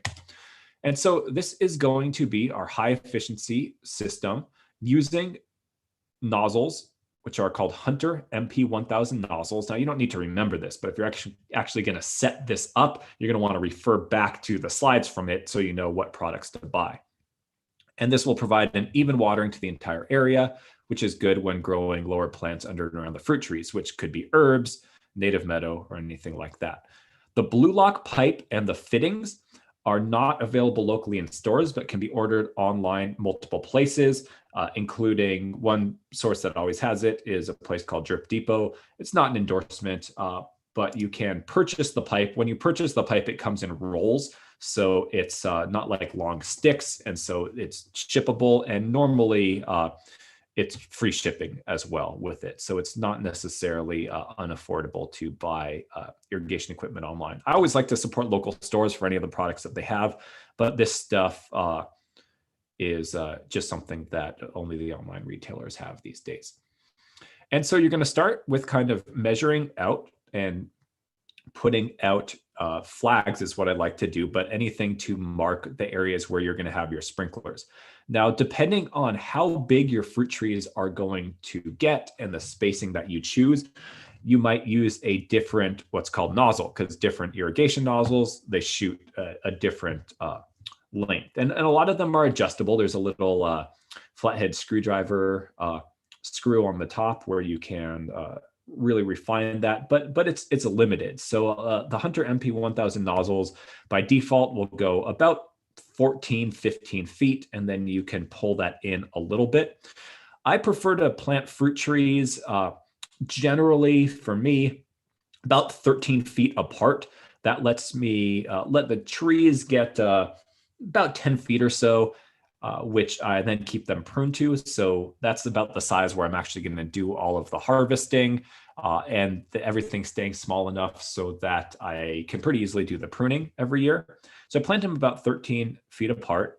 And then the plan for the sprinklers is to go in between each set of trees, one on each side. And that's within the realm of how I can adjust the sprinklers. So I use this to use a tape measure to create my grid of 13-foot layout for the location of the sprinklers. You can kind of see down here, this is the line of young fruit trees ready to go in. So with any kind of irrigation design, there is a maximum volume of water that you can put through the pipe, kind of maximum speed of water, really, for any given amount of time. So gallons per minute is how we talk about it. Because if too much water is going through too quickly, when it makes direction turns, like when it hits an elbow or a T-fitting in the irrigation system, it can cause what's called water hammer. Like if you have ever lived somewhere where the internal plumbing system inside the house is old and you turn on the water, especially if you turn it on quickly and you feel the stuttering, that's water hammer. And that can actually damage and harm the components. And so we're going to get into how to apply it, but for any 3/4 inch pipe, whether it's the PVC or Blue Lock, you want to keep that flow below 8 gallons per minute of water demand from that system. So that's why you can't just have an endless number of sprinklers on one valve coming off of one pipe. You might need to break it up some. It's because of this concept and wanting to keep that water speed low enough that it won't damage the pipes. And so for most of us, if you're in an urban or suburban area, you're going to have plenty of water flow, 8 gallons per minute. Quickest way to test that, just to make sure, is to connect to a hose bib that's kind of farther up on the same system or at the same address in general. Turn it on full blast and test the flow. If you fill up your 5-gallon bucket in less than a minute, then you well have more than that potential capacity, because we're talking about not wanting to put out more than 8 gallons per minute. So yeah, fill up your 5-gallon bucket in significantly less than a minute. And you can refine it more than that if you need to, but this is just the easy way to do it. And then you also are going to want to test your water pressure. So here you can see at my house, before I put in a pressure regulator, you can get at the irrigation supply store, I think at the big box hardware store too, a pressure gauge that goes onto a hose bib and then turn it on. And pressure was 150 pounds per square inch at my house. That is crazy high water pressure. That will potentially blow valves apart. Nothing's engineered to work at that high of a level. So I actually needed to, this is extreme, I actually needed to put in a brass pressure reducer, not even a landscape one, that was kind of like what you would do for a whole house pressure system on my main line. So that would be something that most people would have to hire a plumber for. It's kind of more complicated, but if your pressure is that crazy high, you might have to do that. Most of the time, the pressure might be somewhere around 80-ish, which in that case, you might just need to put a landscape style pressure reducer onto your valve. But you want to test your pressure and know what you're getting in for. When I had first started doing this sort of work and had not known about testing pressure, I did an installation where the valves kept blowing apart and I was wondering what was happening. And then as soon as I realized I needed to test the pressure, I found out I needed a pressure reducer. Okay, so let's take a quick breath and go from there. So on pressure, Sometimes your irrigation system will be captured by like a whole house pressure reducer. Usually it's the brass thing. It kind of has like a bell shaped cover on it. Uh, Sometimes that will capture it and your pressure will already be low enough. Usually not though. And so that's something that goes a little bit beyond what I can cover in detail, but minimally, usually you will need a pressure reducer at your valve if you still have high pressure. And if it's really high, you might need something before your valve, which in general would be done by a plumber or a landscape professional. And so from there, you design your system on paper. And so this is kind of our layout space. And here is the nozzle we have chosen. This is the MP1000. And so those nozzles are adjustable, which means you can adjust the radius. And normally, if it's a kind of rectangular layout like this, you'll have it either set up to be a 90-degree spray or a 180-degree spray. And then there's a different nozzle you can buy that adjusts from 210 to 270. So if you need like a 3/4, you would get that. And with that, if you're buying them, easiest thing to do is go to the local irrigation supply kind of specialty store, landscape irrigation supply store. Like you can get these at the big box hardware store, but you can't ask people questions and they don't have like a little flyer with this information on it. You can get this from the website too. That's where I got these screenshots, but you can ask questions if you go to a local landscape supply specialty store. And normally they'll have a little flyer that they can give you with this information. Because what you're going to want to know as you're designing it, we mentioned that you can only put so much water through. So you're going to want to know how many gallons per minute the nozzle, as it's set up, whether it's a 90 or 180 degree, how many gallons per minute it puts out. So you can know how many sprinklers you can put on one pipe. And then this also has precipitation rate information. Now here's just a comparison. So this is the nozzle I used, the MP1000. If I'm doing like a 13-foot spacing. If I'm doing like a 9 or a 10-foot spacing, there's another nozzle that I'll have to use because these ones don't get that. They're always going to shoot farther than that. So if I have a smaller one and I have one section of my yard where I have it set up where I'm keeping the trees even smaller, I'm using these, the MP800s. These put out water at a different rate and they have a different precipitation rate. And so it's per nozzle. And then if you go to another manufacturer, it might be completely different again. So that's why you need to make sure you have the information for the actual product you're using. That's the only way that you can really know you're going to be designing it correctly. And so here's the example of the layout of our orchard section. I just quick drawing. Here's avocados, persimmon, lime, lemon, fig, little circle for each tree. And then I draw these little symbols of how I'm going to need to water it. So the 90 degrees in the corners, 180 degrees. I just have one that's a 3/4 and then all the way around.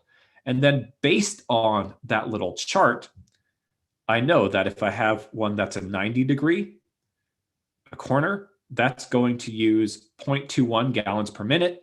If I have one that's a 180 degree, a half spray, 0.42, 270, and then we don't have any 360s, but you can see, and it's not that much of a surprise. A 90, even though it's one nozzle, it's half the spray pattern, so it uses half as if it was a 180. But from there, you can kind of add it up and figure out, because I didn't know sitting down to do this intuitively, if I could put this all in one pipe or if I would need to break it down into two pipes or two valves. So then at each one of these, just to help me keep my math straight, you can organize this however you want. To help me keep my math straight, I noted just the amount of water demand per minute each one of these sprinklers is going to need.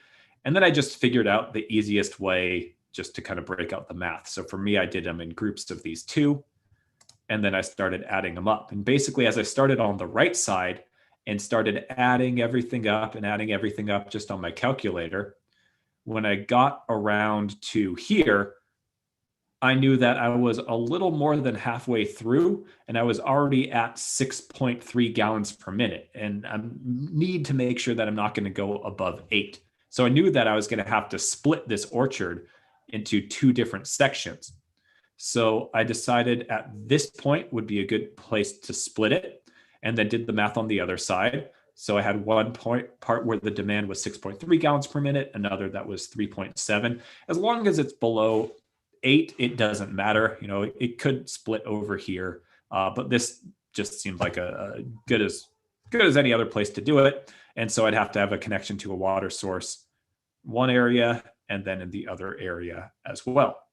And so that's how I know I need to have 2 separate instead of 1. If you had a bigger orchard, maybe you would need 3. And so that's basically how you kind of design it and know. And usually you'll be feeding this with that 3/4 inch size pipe. If you don't want to do the math, and if you're going to use those MP1000 nozzles for a setup similar to this, you know that you can generally fit up to 16 of those nozzles on that half circle onto a single 3/4 inch zone. Or if you're going to have corners like those, because you're going to basically the 90 degrees on the corners, you can generally fit 180 half circles and then 4 of those quarter circles onto one 3/4 inch pipe without exceeding the capacity. So you can use that as a general guide, but only if you're going to use this exact same nozzle with that like 13 or 14 foot spacing and throw on the irrigation. And so now we're going to show you just the step-by-step of putting it together. Here's what we're going to be building. This will all be covered in mulch later, so I wouldn't leave this pipe out in the sun forever. And then this always could go into a trench, but with me having this covered in 4 inches of mulch more or less permanently, I figure why bother spending the time to do the trenching? Works just fine just on top of the soil. And if I need to get back and do any modifications later, it's easier to get to. I have a pretty rocky soil in my yard as well, so digging trenches is not particularly fun. And so from each of these, so we already showed laying out a flag in the location each sprinkler would go. And so from there, I used a piece of rebar to just stabilize each of these sprinkler risers. So I start with a 2-foot piece of rebar. You can get these already cut at 2 feet, either at the big box hardware store or most irrigation supply stores as well. And in each of those locations, I hit that into the ground about a foot. So about a foot sticking up to stabilize the sprinkler, about a foot down into the ground. And then the tool I use for this is a 4-pound sledgehammer available from any hardware store. Using a normal hammer, it's hard to get the force to really sink that in well. So there we go, close enough. I think this one had hit a rock at about 14 inches. So it didn't sink fully in halfway, but good enough. And so here you can see all the different rebar in. Now, rebar sticking up out of the ground is very hazardous. You don't want someone to trip and fall, and that could be very bad. So I will never, do this and then stop. I will only hit the rebar in right before I'm about to put the sprinklers on it, because as soon as those sprinklers are strapped on, it's much less hazardous. And so for the sprinkler part, we're going to use a 18-inch or 24-inch. It's called a solid sprinkler riser. It's just a 1/2-inch piece of gray pipe with the threads. And then what's called a shrub head adapter, which is the sprinkler nozzles themselves are on a slightly different thread pattern. It's a finer thread pattern and it's smaller diameter than the actual pipe itself. So that adapter goes on. Always using Teflon tape with irrigation systems. You always use thread seal tape or Teflon tape wrapped 3 times around. When you're looking down at the pipe, it would be going in a clockwise direction, and that makes a watertight seal. They don't make a watertight seal if you don't use that thread seal tape. And then kind of putting everything together ahead of time. And so then the last thing you have is it's the blue lock, what's called a T. And so you have your riser, you have your shrub head adapter, and you have your blue lock fitting, which is a T, which is 3/4 inch blue lock on both of those sides, which is the type of fitting meant to accept blue lock pipe, and then a 1/2 inch pipe thread on the third side, which means you can use your Teflon tape and screw the riser down into it. And the blue lock fittings, you can kind of see here, they're really easy. One of the reasons why I like doing it is that there's no glue involved and it's instantly ready to go. So it's not like PVC pipe where there's a toxic glue and then you need to wait overnight. before you can turn the water on. These have a little rubber gasket and metal teeth that clamp down. And so you just push it in, you can kind of feel it fully set in, and then it's ready to go. And so then I lay out, I do all of this part. If I know I need a bunch of these, I do all of this part in the shade. And then I lay them out just at the base of each location.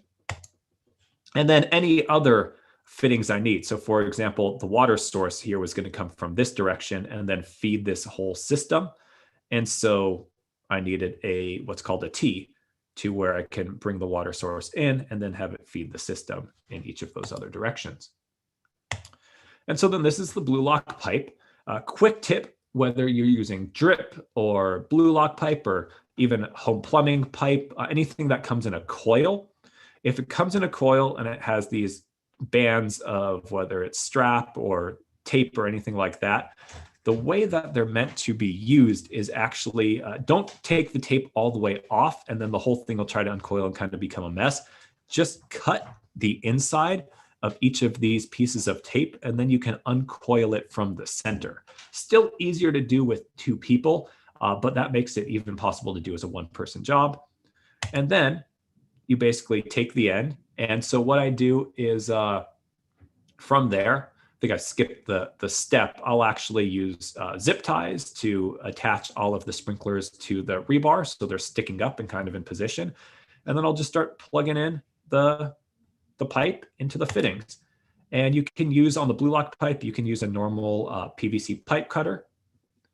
And if you have all of your fittings and your locations laid out, you don't even really need to measure. You just plug it into your first fitting in the right location and then unroll the pipe and then cut it. And as you know, kind of keep going as you go. And so then pretty quickly you have something like this.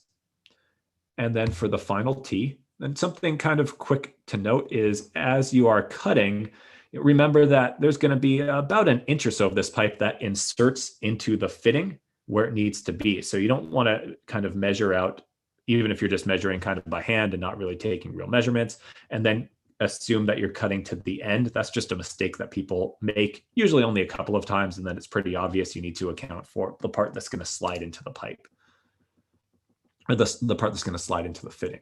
And so for here, this is how we are setting up how to be fed by the water source. And so for that, you need an adapter because your water source at a certain point, whether it's coming from a valve or whether it's going to be, in this case, at the beginning, just coming from a hose, is going to be something different than the blue lock pipe in most cases, which has those little clamp fittings with the rubber gasket. And so here's an adapter to get to a 3/4 inch normal threaded pipe fitting. And so same thing with the Teflon tape. And then in this case, at the time I was building this, and so what I'm going to show you is I had not had time, we hadn't moved on to the property that long ago, to set up a whole valve manifold with automatic valves in the back and moving the main line and doing all of that. And eventually I did that because I wanted to get these onto an automatic timer. But for the beginning, I just connected it to a hose when I wanted to run it, and then just set a alarm on my phone to remind me when it would be time to turn the sprinklers off. And so from here, you can use this, which is a hose thread to pipe thread adapter, because I mentioned before that the thread is a little bit different. The threads on a hose, the threads being these things that you screw together, the threads on a hose are actually a little bit wider than the threads on actual irrigation pipe materials. I don't know why they made them that way. I don't know why it's not just all the same, but it's not. And if you try to screw them together, the threads will strip out and then both parts will be useless. And so you can get these either in white PVC or in brass. The brass ones are normally only available from the local irrigation specialty store. They cost a few bucks more, but they are totally worth it because these things will last a very long time, and the plastic ones start to have issues before too long. And so you'll always know which side the hose thread side is, because that's going to be the side with the gasket, the rubber gasket, which will form a watertight seal when you screw it onto the hose. And so with that, then you screw those together very carefully to make sure. You always want to go carefully and slowly whenever you're putting brass together with plastic, because if the threads aren't lined up quite right, you can strip the plastic ones. But once they're together, that's really going to be the thing to use, because if you use the plastic one, then every time you connect the hose, you might strip out the plastic adapter. But once you have this together, the brass to brass fittings on the hose are very secure and very durable. And so that then gets pushed onto this little piece of blue lock, feeding it. And then the one thing that I don't show here is I would encourage you, sometimes you need to order them online, but to get a little cap that you can screw in there just so you don't get dirt and stuff in there, because then basically whenever I needed to run it, I just connected my hose, threaded it on. This is just the valve that I have to turn the hose off and on when I'm using like my watering wand in my vegetable garden. And there you go. I just turn the hose on and it would feed it, and it all worked just fine. And then there you go. And then from there, all of this goes together, but you don't actually put the nozzles on yet. You run the water through it the first time because you want to flush out any little bit of dirt or grime that has gotten into the line before you put your nozzles on, because any of that dirt could then clog your nozzles. And so you want to turn it on, and you want to see how many of the actual sprinkler locations have the water flowing through. Usually there won't be enough water flow to have water flowing through all of the sprinklers at once. It'll be the closer ones. And then you're going to take your sprinklers. This is what the MP rotator sprinkler looks like. You're going to want to take your sprinklers, and then on only the risers where the water has flowed through, you screw your sprinklers on, and then you turn it on again, and then it will push water through, the next set of them. You do that, and normally it's 2 or 3 times until then you can have them all have sprinklers on. And then when you turn it on, they're going to be faced in all sorts of random directions. And so then you will kind of make your adjustments and turn things around to where everything is focused in the right direction. And then if you need to, you can also, on these, you change the arc of the spray. So whether you want it to be a 180-degree spray or just a 90-degree corner, you change that by rotating this little silver ring. And then if you want to make it go a little bit less far, there's room for a tiny flathead screwdriver where you can restrict that a little bit at the top. And there you go. And then so I ran it like that for about a year. And then eventually, which goes beyond this class, talking about how to build an irrigation manifold. Eventually, I built that. For that, you do need to tap into your main line. So if you're not confident on plumbing, that's something that's best to hire a plumber or an irrigation professional for. But then once you have the valves there, you can kind of do everything after the valve, because the valve is only going to run when it's turned on. It's not like you're going to cause a permanent leak. Worst case scenario, the valve needs to be off for a while something gets fixed. And then for those, though, if you do have a valve, then you have your adapter, same thing, screwed adapter that goes to that blue lock, the gasket and the little teeth. And then from there, through this section, I was putting in like multiple irrigation systems all running from this valve manifold. So we did trench just down at the bottom, since it's just one pipe. Covering it with mulch is fine. But here, and this is a major traffic area, so we trenched, ran all the pipes in the same trench to go to the different areas. So this is also going to hose bibs, the vegetable garden, both areas of the fruit trees.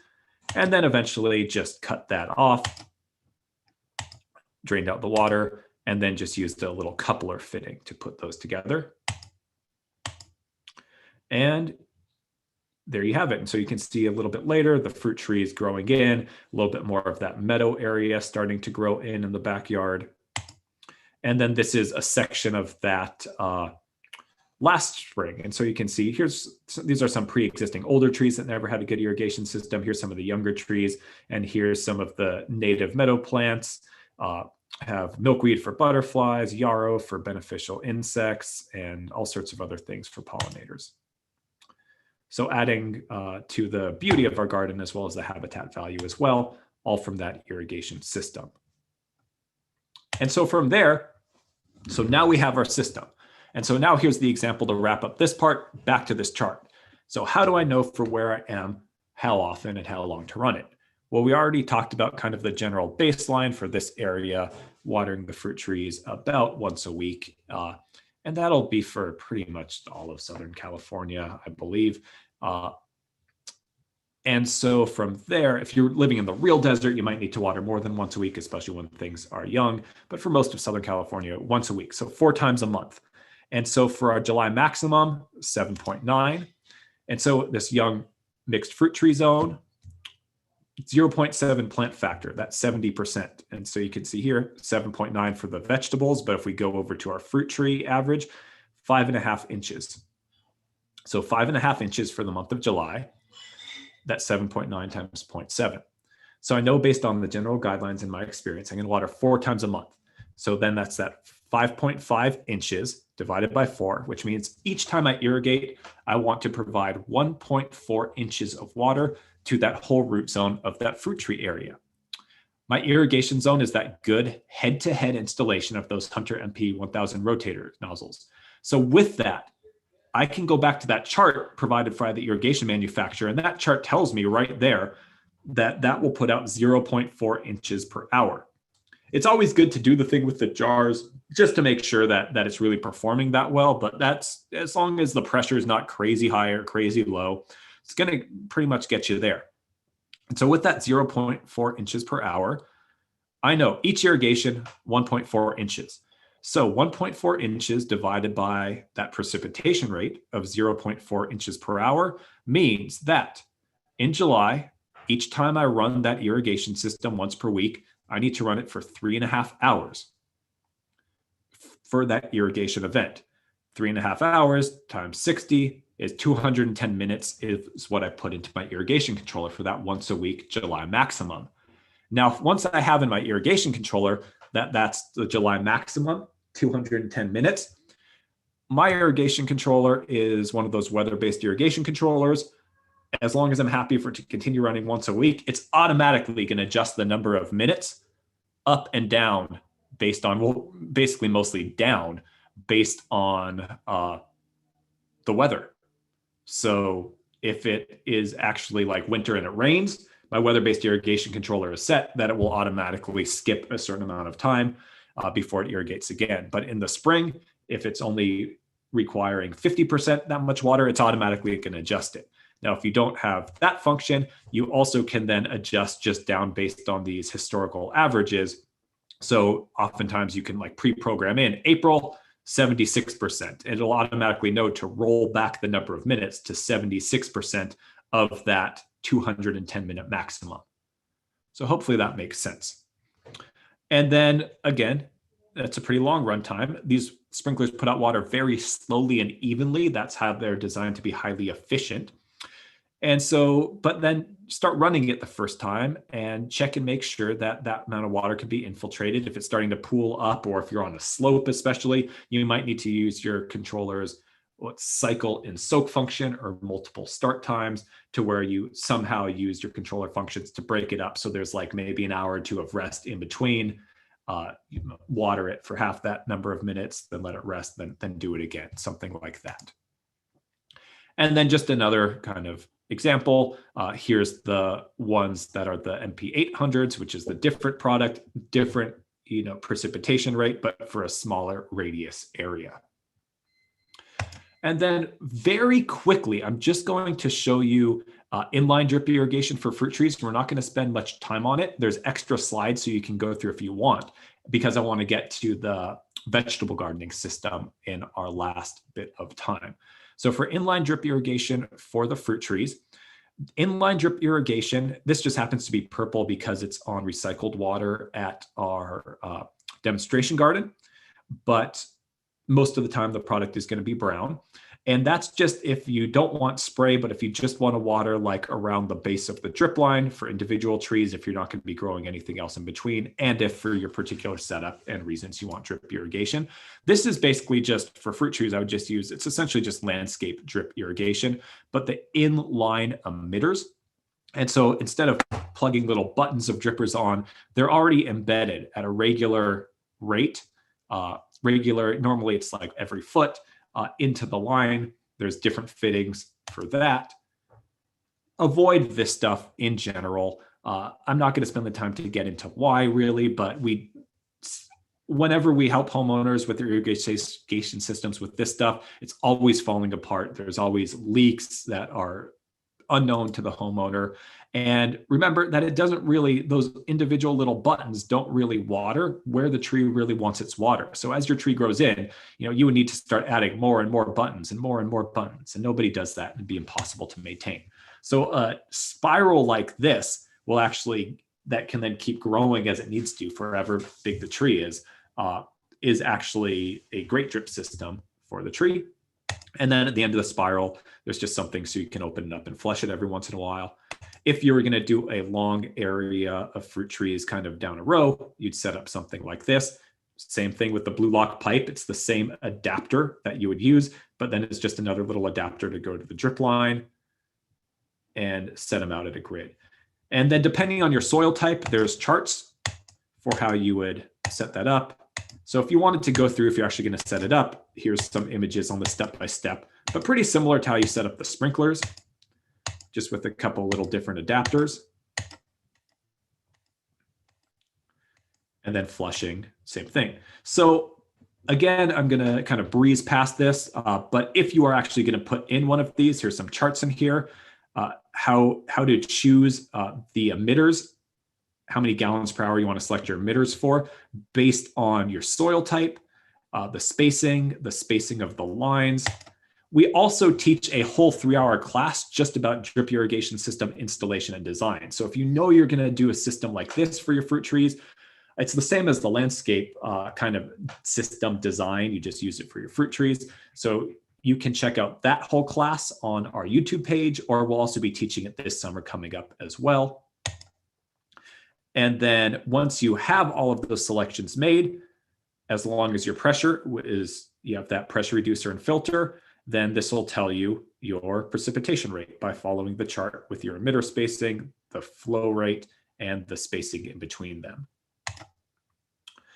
And all drip systems must have a filter and a pressure reducer. Sometimes it's the same part for those landscape style irrigation, drip irrigation systems.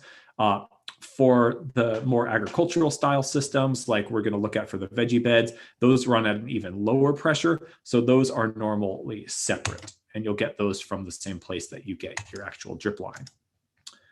And so then with the same thing, though, once you have your precipitation rate, you just go back to that chart and you use it in the exact same way. So then we're going to finish up with going over examples for vegetable beds. And I'm going to see if, so some questions that came in about the fruit trees before we go on. From Jing, how many feet between the fruit trees? I generally go with that 13 feet, like I mentioned. That for me is just a good, lets me get the trees to about 10 feet each, keep them pruned, and not let them get too huge, but it gives me some good space in between to get in and do my work. From Michael, what keeps the blue lock pressure fitting from leaking? So for the blue lock, it's that rubber gasket and that teeth that keep them from leaking. Now, something I want to be clear about, blue lock is for use after the valve. You would never use that for your main line. It's not meant to be on constant pressure 24 hours a day with all like the water turned off. What it's meant for is for the sprinkler system, either after the valve or you connect your hose, but it's not supposed to have that static full water pressure without anything running all the time. But it's basically just a small version of what most big industrial lines are these days. And most like real big, like 12-inch water lines run on a similar rubber gasket system. And those ones even like hold that pressure all the time. So it's kind of tried and true. Okay, good question. When do I normally water the fruit trees, especially with overhead irrigation that's going to be getting the leaves wet? I normally water very early morning. So because mine's on an automatic system, I have it go off at like 4 in the morning-ish, sometimes 3:30 in the morning-ish. So that basically as, might start a little bit before sunrise, but you don't want the leaves to be wet all night when it's warm in the summer, especially. That can promote fungal disease. And so basically kind of early in the morning, so there's not a lot of evaporation, but then the leaves will dry off quickly with the sun coming up. Are blue lock and drip lines acceptable to gophers? Good question. Blue lock is not. Blue lock is harder and more rigid than drip line. And that's one of the reasons, I don't have gophers at my house, but that's one of the reasons why I've used it in the past to distribute water. The individual drip lines, like I just showed in the last example, spiraling around the trees, answer is it depends. On some sites with gophers, they don't cause much of a problem. On some sites, the gophers do kind of burrow through them. So if you're using it on a site with gophers, those kind of semi-regular checks, just turn it on for a moment, make sure that there's no leaks, are going to really definitely help you out. If you're at a place with coyotes, I have had problems in past projects with coyotes chewing through the drip lines, definitely. But the blue lock is rigid enough that I would be very surprised if that was ever an issue. And then question from Susan, can you mulch on top of the inline drip irrigation without them getting clogged? Absolutely. They are UV treated plastic, but most people do cover them up with mulch, and that will make them last longer. Great questions. Okay, so let's move on to our vegetable garden example. So just here's some basic ideas about how much water a vegetable garden, for example, in Southern California, is going to take. In Inland Valley, Southern California, in the summer, it's about 1/4 of an inch of water per day is going to be that evapotranspiration demand. Or if you think about like a typical 4-foot by 8-foot raised planting bed, that's about 5 gallons per day. Now, you're not going to water those established plantings every day usually, but if you think about that volume of water, it's about 5 gallons a day. So say you're watering for, and we're talking about a typical, like that's a 4x8 raised planting bed. If you're watering twice per week, it's basically an average of 3.5 days. That's going to be 17.5 gallons of water in the summer for a bed this big, 2 times a week. So if you're used to manually watering with like a hose and a spray nozzle attachment, time how long it takes for you to fill up a 5-gallon bucket with your watering wand or your spray nozzle attachment. And then realize that you're going to have to spend 3.5 that much time to water just a single 4x8 bed. And also realize that you're not going to be able to just stand there that whole time, like with a stopwatch on usually, because it might not be able to absorb all of that water so quickly. You might need to go do something else, then come back, go do something else and come back. And if you just have a couple of raised beds, that's definitely doable. But if you have a bunch of other gardening to do, you can kind of pretty quickly see why drip irrigation is going to be the way to go. And it's generally going to give you a more even water as well. And it's going to be easier to then adjust throughout the year without having to like redo a bunch of math calculations and have your hose at the same spray at all the time and kind of vary it. So this is a simple but very effective irrigation system for some raised or in the ground beds. And all of the parts can either be got at most local irrigation and landscape supply stores or a big box hardware store. It's going to be a split. Some you would get from one, some you would get from the other. I'm going to mention this again. All drip systems need to have a filter and a pressure reducer after the valve. And for this one, it's going to be generally not the combined one like this, but it's going to be a separate filter and a pressure reducer. But normally, wherever you're getting your emitter line, you can also get the appropriate filter and pressure reducer for that. Oftentimes, the actual package of the emitter line will say what the pressure should be, or you can ask someone, and then they're going to have the matching filter or matching pressure reducer, as well as an appropriate filter as well. And so I'm going to quickly go through this. This, again, is mostly a reference for you to go back to if you are wanting to kind of have a parts list. But we're going to put all the parts together, so I'll narrate it more there. But it's going to be our same adapter. If you're connecting it to a hose, that's how we have this one set up. Your Teflon tape or your thread seal tape. So this is one actually that the drip line for this needs to be down at 25 PSI. This actually came from Home Depot. They're the only ones that sell this particular dripper line in this example that I know of. There's probably places you can order it online too. And so this is just one pressure reducer and filter, one thing that gets you to the appropriate PSI, pounds per square inch of the pressure, made by the same manufacturer as the dripper line. And the inside filter will look something like this. Color might be different, but basically there's a plastic frame and little mesh. And so if you're on like city water, usually that water doesn't have a lot of grit in it. You can basically just take this thing out and wash it off if there's any little grit or silt in it about twice a year. If you're on well water, you might need to do that more often. And then there's going to be other coupler pieces where it's just to put threaded parts together. And then to adapt onto this style of drip line, it's kind of the opposite of the pieces. It's all pieces. It's kind of just adult Legos is how like all of this works essentially. A little bit different, but that's kind of the idea. So certain parts thread together and it just needs to be the right size and thread together. And then for those blue lock pipe, you're actually pushing the pipe into the fitting. With the drip fittings, it's different. There's a barb and you push the pipe on top of the barb, like you can see here. And we'll see that in the example. We're going to have what's called some distribution tubing, which is solid pipe, no built-in emitters. This is a 1/2 inch, so this is the wider pipe. You're going to need a cutter for your drip. If you have a very sharp hand pruner, like for gardening, you can do it if you're just doing like a couple of beds. But if you're going to be doing quite a bit, it's worth getting this cutter. And then you're going to have fittings. There might be like elbow fittings, T fittings, just like we had to accomplish things with the blue lock. And then you're also going to use some little valves. So that same thing, the drip line just pushes on, and then you turn the gray handle. Different manufacturers, sometimes they're green, sometimes they're blue, but that handle turns it on and off. And then optional, and I'll show you this, if you're using Rainbird brand little drip fittings, and I normally don't recommend specific brands, but for people who are just kind of doing this for the first time, the nice thing about the Rainbird brand drip fittings is that you can get a little tool that they clip into, and it just is easier to get the leverage to kind of push the fittings together because it does take a little bit of elbow grease. I'll tell you some tips as we go.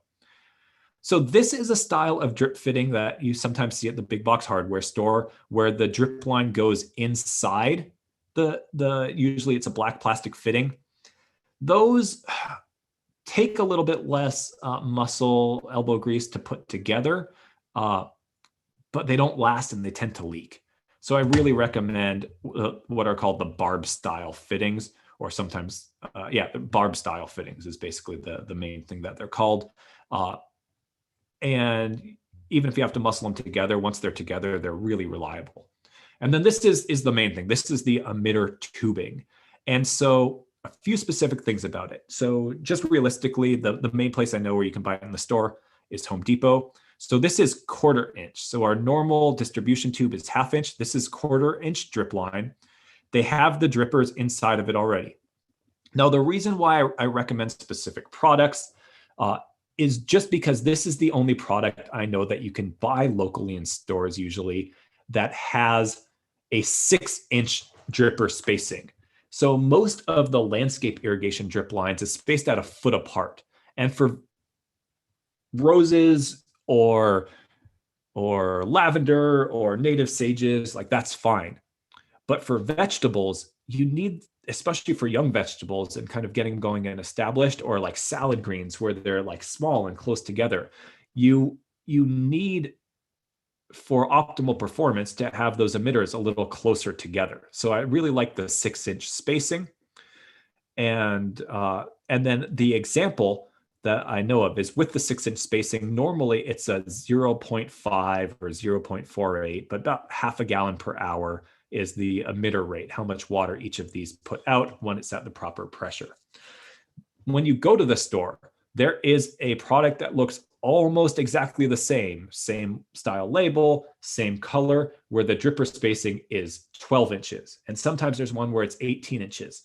So double checking that it's 6-inch spacing with the 0.5 gallon per hour emitters. Make sure that you have that both for your vegetable beds, for it to be a good match for the crop you're growing, as well as if you're following this example, all of the precipitation rate information, timing information, all of that, that's going to follow. If you want to use that, that's based on that. If you have a 12-inch emitter spacing, you're only putting out half the water. It's good. The recommendations are going to be totally different. And then the fittings for these are just, they're barb fittings, but they're tiny little ones. And those are pretty easy to push together. And so another quick thing that you will see, sometimes you will see kind of an inconsistency where, like, for example, and so if you're going to buy it from Home Depot, I want to see, It says about a 0.65 gallon per hour flow rate, where on the label it says 0.5. I'm not sure about that inconsistency. All I will say is that 0.65 is not that 0.15 gallon per hour difference. It's going to use a little bit more water, but it's still going to have you in the ballpark. So don't worry about that. That's close enough. And so here you can see you'll use different fitting types, T's, elbows, and then also these little shutoff valves. And so here we're going to show putting it all together. So starting with our pressure reducer and the filter, absolutely need it to get down to that low 25 PSI, wrapping with the Teflon tape. And then on this example, this would be like we're just going to attach a hose and run it. And eventually with this one, just like my fruit tree example, we got this put over onto valves, but we didn't have all the valves in place yet. So first we ran it off a hose. And then wrapping the other side with the tape, putting on the adapter. And then this is just a female to female coupler. So we can have what's the male thread on the pressure reducer and filter go into that. And then we just needed to connect that to the male thread on the adapter to get to our drip line barb insert. And so that's our main piece that we're starting with. And again, I would get a cap for that so it doesn't get dirt in it when the hose isn't connected. And then you can start by cutting off the solid drip tube. And here's showing using this handy tool. You can use the pieces on the side, which are also part for the grip, to just kind of get in there and spin it around some and loosen it to make it easier to insert onto the barb. Another quick tip is if you're working with drip line where you're going to be using these fittings, put the drip line out into the sun for a couple of hours before you start working, and that will kind of loosen it up. Other things, like if you're doing it in your backyard and you have an extension cord, you can use a hair dryer if it's not a sunny day to warm it up some. Just getting it a little bit warm makes it just a little bit more flexible and easy to work with. Some people will use like a mug of hot water and like a thermal, like insulated mug, and then dip things in. But I also know other people who have tried that and they've just ended up spilling hot water all over themselves. So yeah, be careful if you do that. And then pushing it on, and you just kind of work it, kind of twist it until it's seated, ideally all the way. And you can see that barb and that bump is just all that's needed to hold it together. And then here you can see working. So now we need to put an elbow fitting on, and you can see with that Rainbird brand how that snaps in there, and it just gives you more leverage to push it together. The other brands work fine, but yeah, I find that for people who don't do this all the time, that extra little tool definitely does help. And so you can see where we're going with this. This runs along the base of the bed, and then there's that 90-degree fitting. It goes up the side. Sometimes people on a really clean installation will dig out the beds or run it up the side of the bed before the soil fills the bed, but I like to have it on the outside so I can always access it to replace something or change something if I need to. And so then just kind of estimating where the different lengths need to be. And you can measure with a measuring tape, or you can just kind of pull the pipe along it and kind of, stick your fingernail down where you need to cut it and go from there. So then the 90-degree to get into the bed. And here is where I definitely do start measuring. And so with this drip line, what I find works very well for the majority of soil types in a vegetable bed planting space is to have one row of line per foot of bed space. So in a 4-foot wide bed, which is kind of a standard, you're going to have 4 lines going down the bed. But you're not going to start in the middle, because to have it evenly spaced, you're going to start 6 inches from the edge of the bed, then a foot, then another foot, and then your last foot, which should be 6 inches from the final wall of the bed. Same thing works in the ground. And if your bed width is different, I just find a line per foot of bed width is what works quite well, both for water distribution and as well for the different patterns you might organize your crops into.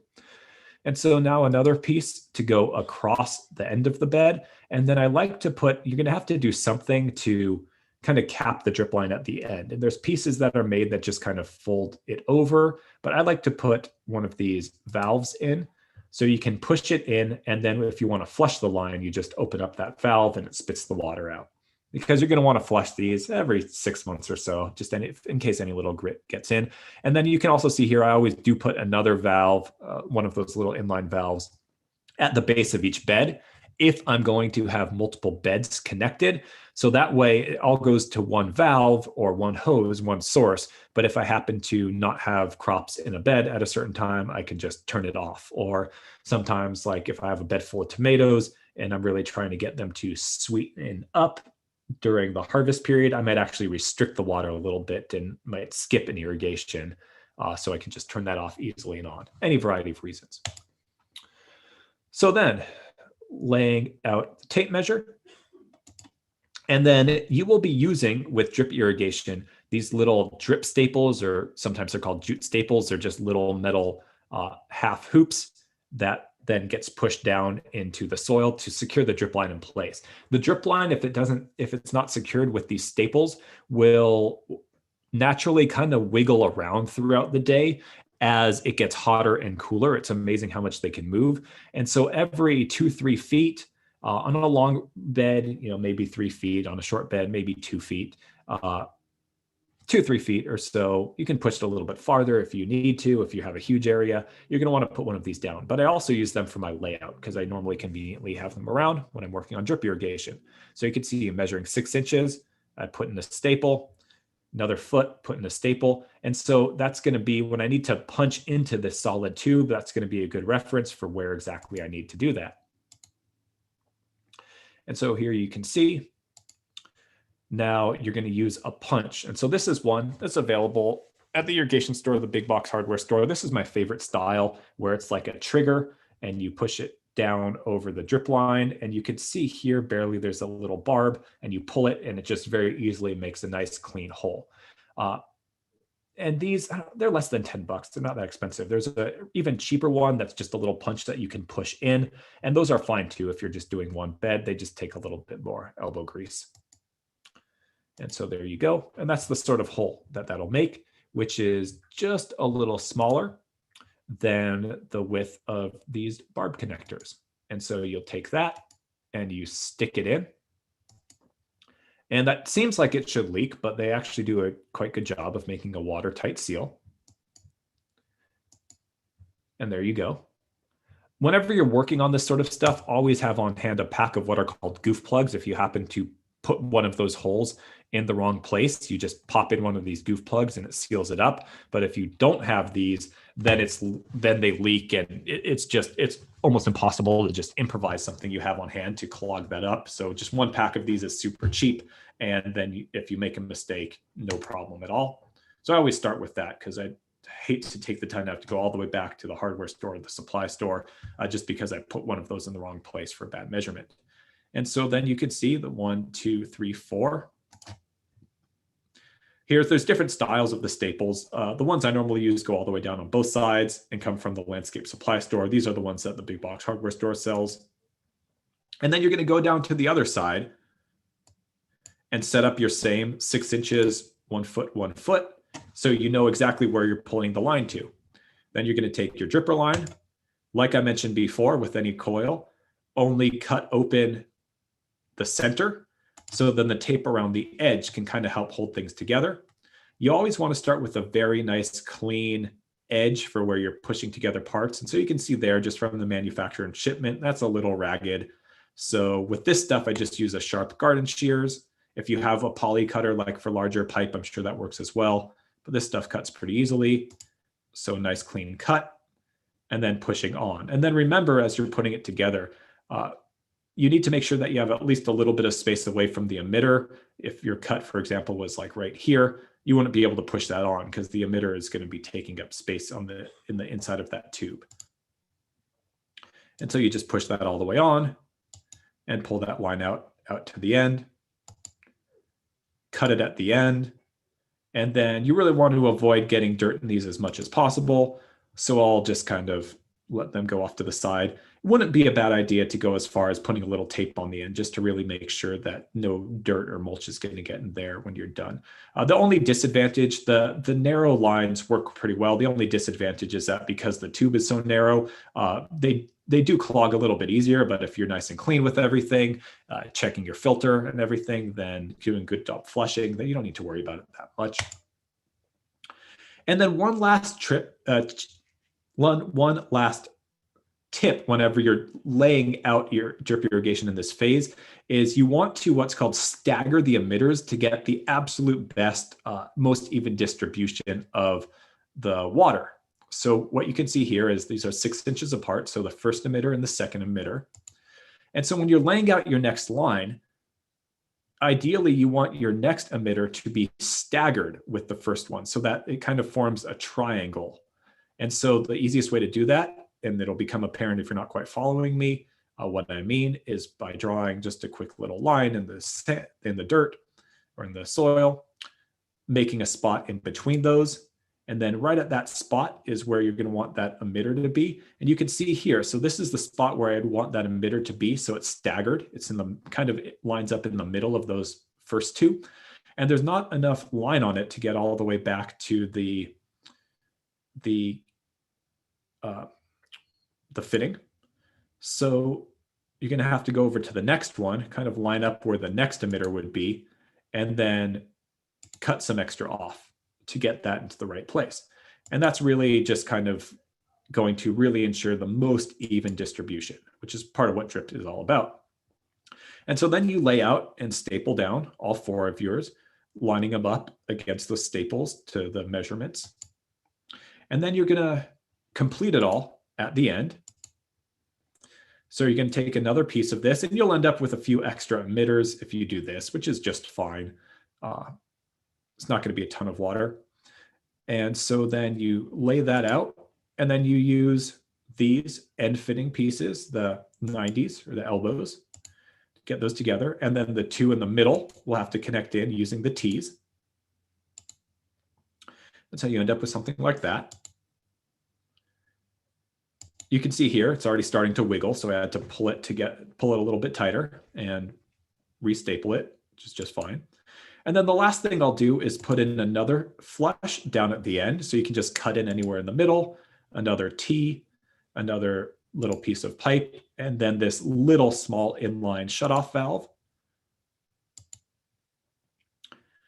And from there, I open both of the valves. So the valves are open when the longer part at the top of the valve is in line with the valve body itself. And then when it's across, they're closed.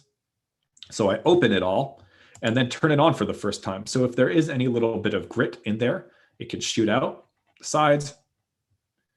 After I've run that for a moment and I'm confident it's all running out clean, I close that off. And then the other one is already open. So immediately that starts shooting in case there's anything else in the system. And then I close that off. And there we go. That's the high efficiency drip system for a vegetable bed. Now, there's another type of drip line that I use for vegetable beds. This is actually what I use at my house. I have a lot of vegetable bed space. It's a wider drip line, still has an embedded emitter, just engineered a little bit differently. It's wider, it's about 1/2 inch, and it lays flat when it's not on. It's called T-tape. You might consider that if you're doing a really large or ambitious vegetable garden project. This is kind of more of a true agricultural style. It's definitely something you need to special order online. I've always thought of this as kind of a higher quality product, but ultimately at the end of the day, the one that I showed you is all kind of stuff you can get locally, and it's what we installed at the Waterwise Community Center in these beds as a demonstration. And I've been really pleasantly surprised at how long it's lasted and how well it's done. So just wanted to mention that this is another option, which might be especially more economical because you can get this stuff in 500-foot rolls, 1,000-foot rolls, not just 100 feet at a time, if you're doing a large project. But I would encourage you to get the same specifications if you do it. So still stick with, you can get in all sorts of different spacings for all sorts of different crops and agricultural situations. But for the average backyard vegetable garden, I'd still encourage 6-inch spacing, 0.46 or 0.5 gallons per hour flow rate. And then you always want to get 15 mil wall thickness. There's different plastic thicknesses you can get if you're thinking about this stuff. Some farmers will use it just for one season and throw it away, so they get the thin stuff. But if you get the thickest stuff, you can keep it going year after year. And so, the systems look very, very similar. And so this is just, if you are going to think more about drip tape, here's just some more information on that. But really, this is what's going to be easiest, most accessible for most of you. So if you are interested in that T-tape, I did include slides, which I'm not going to go through one by one right now, of putting together a whole T-tape system at a former place that I used to live. But I'm going to just kind of, you'll see, if you download the PDF, you can see the kind of step-by-step and the style of those fittings. But it's all very similar. And so in our last few minutes, we are going to just go through the quick example with that. And then I will ask you to fill out a quick 4-part questionnaire, and then I'll have plenty of time for any questions.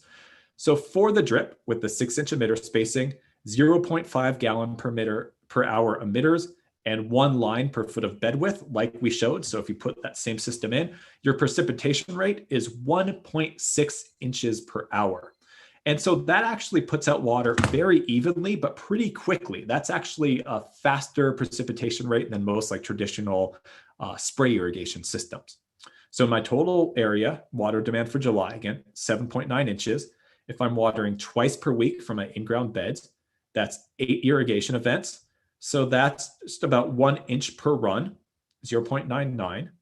So 0.99 inches per run divided by 1.6 inches per hour is 0.62 hours, is 38 minutes. So in the middle of summer, twice a week, I'm going to run it for 38 minutes. In my raised beds, where I run it 3 times a week, the math comes out to 25 minutes for the runtime.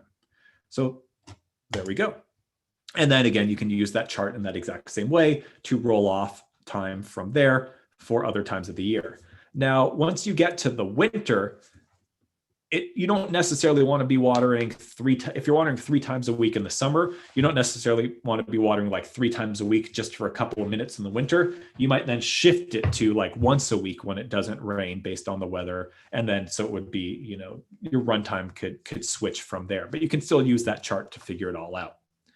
And then the one last thing that I wanted to include is, if you have a small garden, you don't need to worry about this at all. But if you're doing a large garden, that same thing with the amount of flow you can get on one pipe does apply. So I did some of the math for you. If you're using this specific type of drip emitter, 6-inch spacing, 0.5 gallons per hour, or 0.46, again, it just depends on how they list, but it's pretty much the same thing. It's not going to change the math much. Then you are going to be able to put on a single supply line, if it's coming from a 3/4 inch line, whether it's PVC or blue lock, 542 linear feet of that stuff per supply line. Or if you're using like a 1/2-inch solid tube drip supply line and you're running it from multiple beds, which you actually can do, you can do 307 total feet. So just an example. So if I have in-ground beds that are 4 feet wide and 20 feet long, and I have 4 rows of this kind of drip tape or drip emitter, either of those kind of lines we looked at, that's going to be 80 feet of drip line total per bed. 4 foot wide bed, 20 feet long, 4 rows, 80 feet total per bed. So if you have a 6-inch emitter spacing with 0.46 or 0.5 gallon per hour emitters, you can use that total of 542 feet of total drip tape if it's fed from a 3/4 inch supply line. So if I can have up to 542 feet of the stuff, and I'm dividing it by 80 feet that I have per my long in-ground beds, I could have up to 6 beds of that size and layout running simultaneously from one supply line or from one 3/4 inch valve.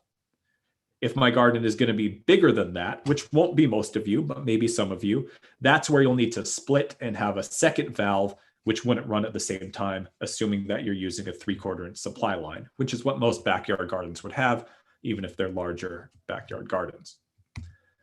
And so then again, it comes back to this chart where you have your inches per month for your vegetables. So that's that maximum amount. But I also created this supplemental chart. So if you're going to be using this system, like I showed, that puts out that 1.6 inches per hour precipitation rate, here is the total water demand from that evapotranspiration.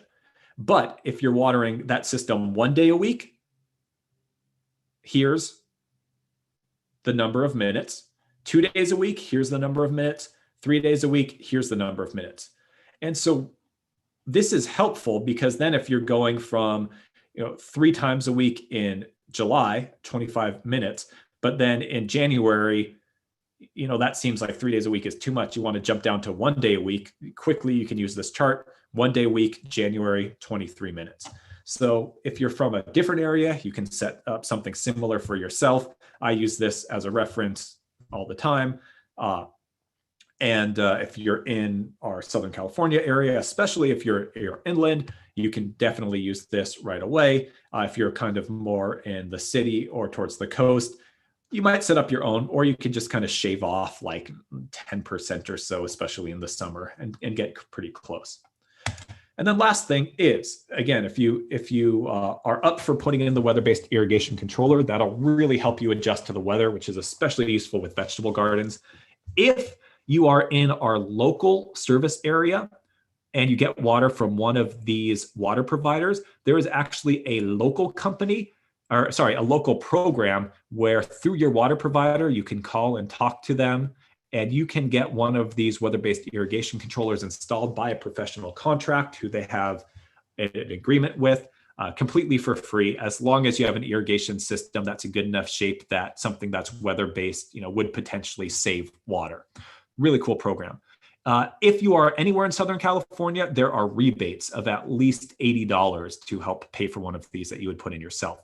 And then finally, if you're running it off of a hose, you're going to be figuring it out yourself, how long to water. But these hose bib timers, there's one. Most of these things that have just the little mechanical timers are cheap plastic. This is at least one out there. I have this in some areas where I don't have a permanent irrigation system that has a metal body, so it doesn't strip out, seems to last longer. And these things can be helpful so you don't forget that you have the water on.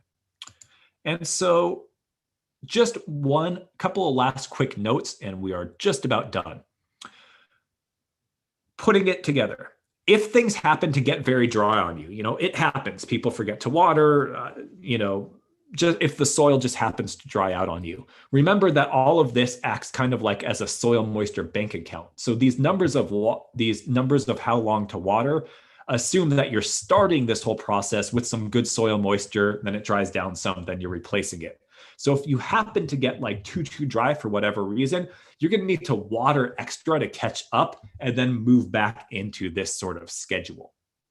And then the final thing to note for vegetables is some plants, especially squash, cucumbers, tomatoes, and peppers, in our inland hot summer heat are going to look a bit weepy in the midday heat, even if there's perfect soil moisture. This is called midday depression. It's just basically that there's so much water demand that they can't quite do it fast enough.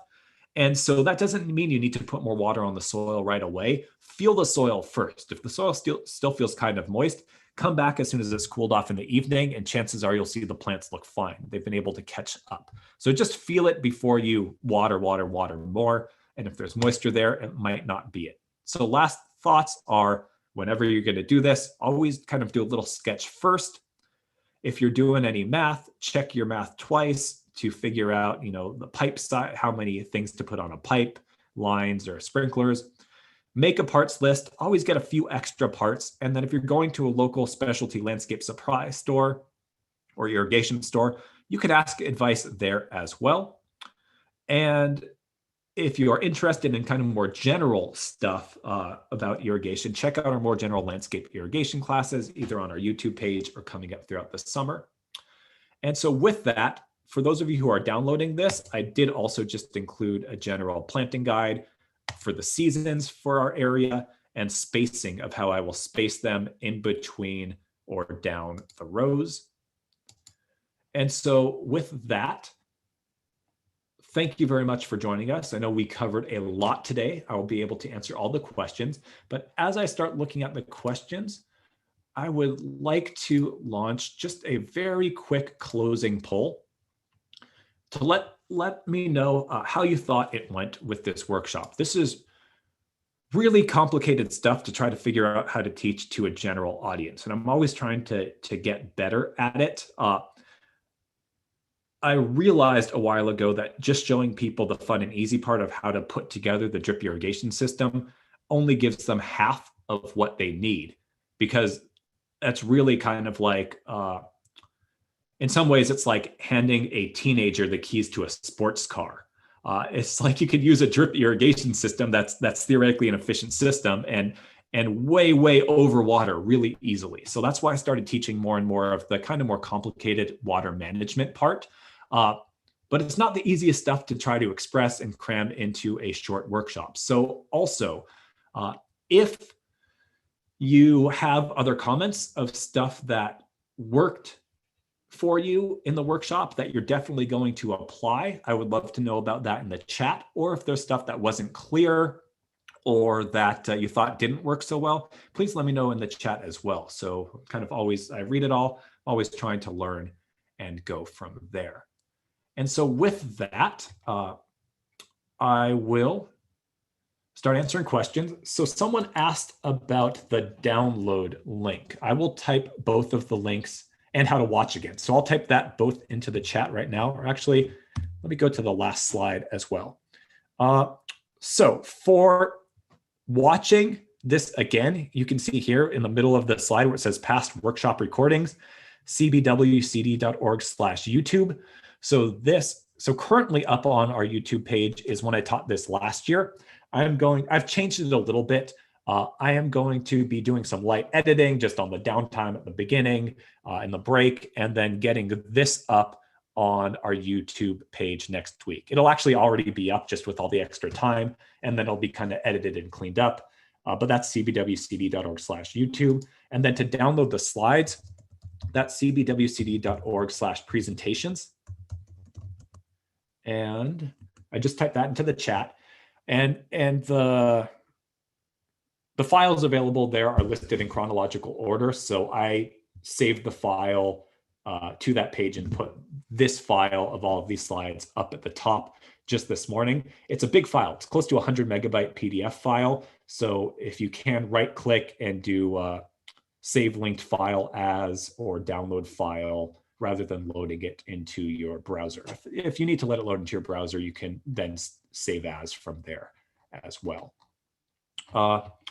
Okay, so let's start answering other questions. And start with Sacratemel. I hope I'm pronouncing your name close to correctly.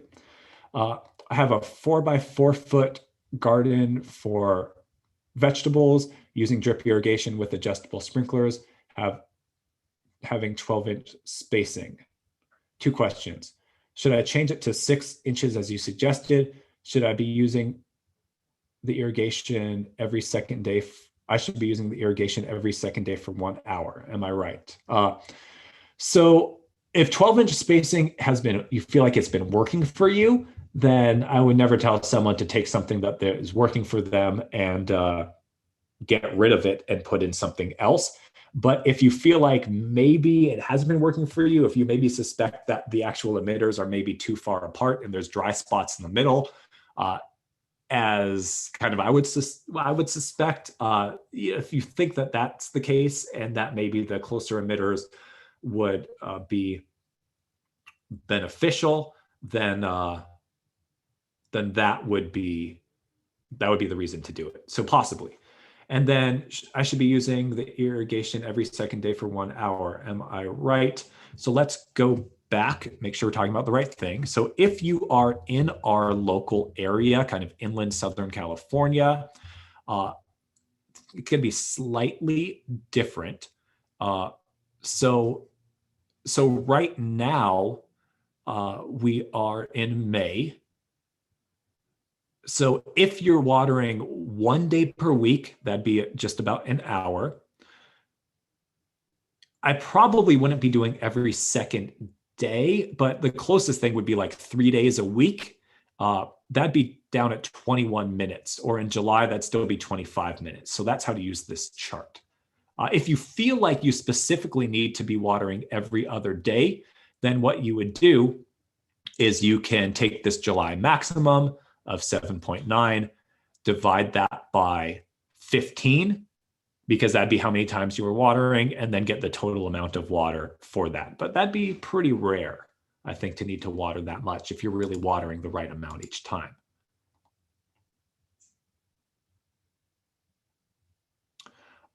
So your last question regarding adjustable sprinklers for raised beds, do I find them helpful? Thinking to have a different output for each plant based on their needs. I think that overcomplicates things. Usually those adjustable sprinklers are notoriously, the water that they put out, it's adjustable, but it's all over the place. Like, how do you know how much water they're actually putting out to actually do that adjustment? Most vegetables have pretty similar water demand. So that level of like refinement goes beyond what I would have any idea how to do or figure out. I find it much more, I guess, much easier and more practical to just make sure I'm watering well for a varied vegetable crop and have a nice consistent system. A lot of times those adjustable ones start leaking and other things like that as well.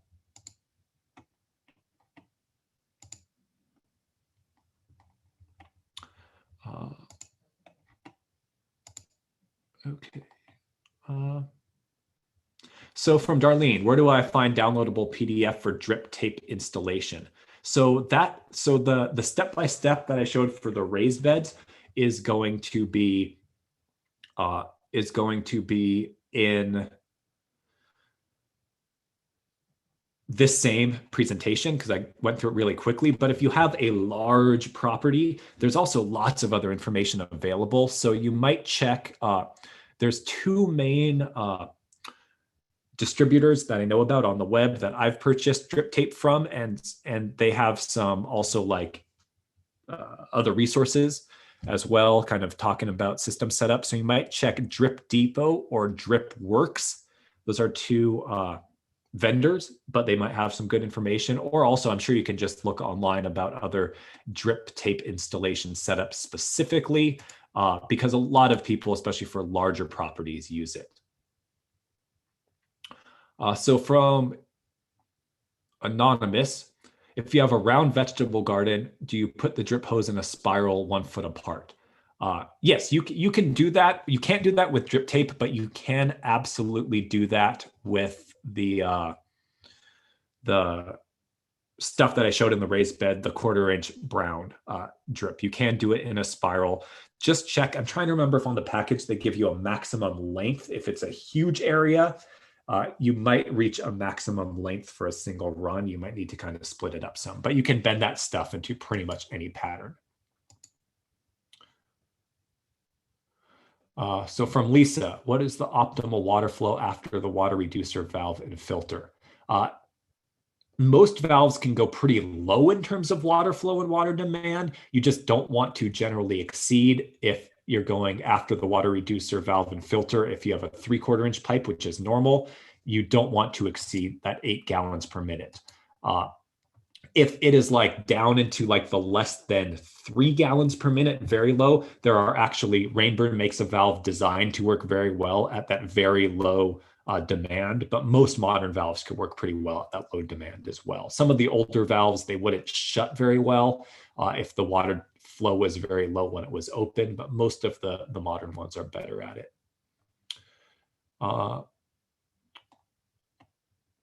So from Jing, had a question about 1/2-inch tubing versus 1/4-inch tubing. So for the, oh, I think Jing is no longer here. So I will start because not everyone is still with us. People had some other stuff to do. Totally understandable. I will skip that. Let's see if Yoav is still here. So some questions. Can you use one single filter and reducer before the manifold instead of individual filters after the valves? Great question. So short answer is no. The way that those filters and pressure reducers are, so for the filter, the short answer is no. The way the filters are designed, they're not designed to be under constant like mainline water pressure. They're designed to be like, once you're on the far side of the valve, it's not constant water pressure. And when the valve has water opening, like the irrigation's also running. So it's a lower pressure situation. They're designed to like take kind of spikes, but they're not designed for that constant pressure. For the pressure reducer, if you put it before the manifold, you would want to use a different style. So like the common black plastic ones that are easy to clean out are designed to be after the valve for the same reason. Before the valve, you can use, if you have very high water pressure, you might need to use both. If you use before the valve, you would use a style like that would be the same as like a whole house pressure reducer. Wilkins is like the most common brand, and you can get them at the hardware store. And those are adjustable. But the filter in there, it's just kind of a mesh basket. It's not really something that's easily cleanable. So you can use a whole house style one before the valve at the manifold if you want to. They're a little bit trickier because they're adjustable to get right into that sweet spot, but you can do that. You would just have to have some sort of way on the other side, maybe like setting up a hose bib or something like that to be able to test it. The nice thing about the irrigation system style ones is that they're already preset to like, it will get you to a specific regulated pressure amount. So hopefully that helps. But yeah, there's no one size fits all perfect way to do things. So it's just kind of knowing what your choices are and going there. Okay. And then the rest of the questions I have are some kind of more individual specific ones from before we took our break. So I'm going to be going through those, but also be checking if people are still on before answering them. Okay, from Judy. You're looking to just hire a professional to remove your lawn, install Waterwise drip system, etc., but not having any luck finding a professional in Ventura. Any ideas where I should look? That can be difficult these days. There's definitely more demand than there are people around. Couple of ideas. One, if in your neighborhood or general area you see any front yards that appeal well to you, you can just leave a letter with your contact information in someone's mailbox and say, hey, I like your yard. Did you hire a contractor to put it in? If so, who? And that'd be a great way to potentially get a good contractor that could do something that you like. And then a couple of online services just to kind of get people. You always want to then ask for references and vet for sure. But a few online services, Angie's List, some people use. Yelp can be useful. And then there's one other one that I was going to mention. House, H-O-U, I think it's ZZ. Sometimes people use these days as well.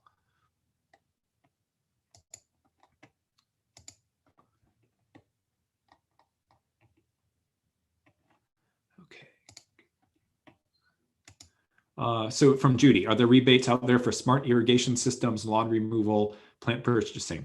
There are rebates out there for the smart irrigation timers as well as turf removal. I'm pretty sure that Ventura area I believe Ventura area is covered by the Metropolitan Water District rebates, although I've never worked that far north, so I'm really not sure. You can check at SoCalWatersmart.com.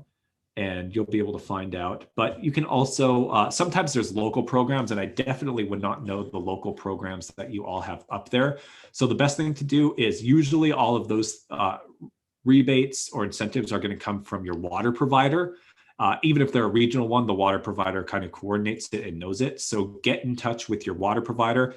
You can normally start by just calling customer service and ask. Sometimes the customer service people will have all the information. Sometimes they would transfer you to someone who specifically works on water efficiency programs.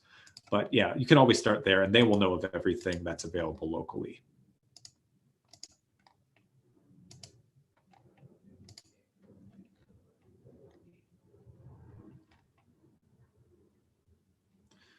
Okay, going back through the other ones.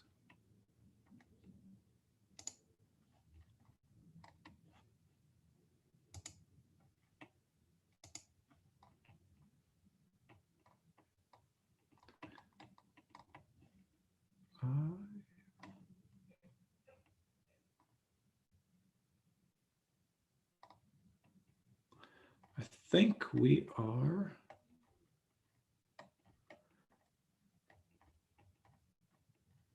getting through. Now I'm going back through everything, but a lot of these I ended up answering. I think that is all of the questions. So thank you very much, everyone who stayed through all of the questions. If there's any last ones, then I will hang out as people leave the workshop to answer those.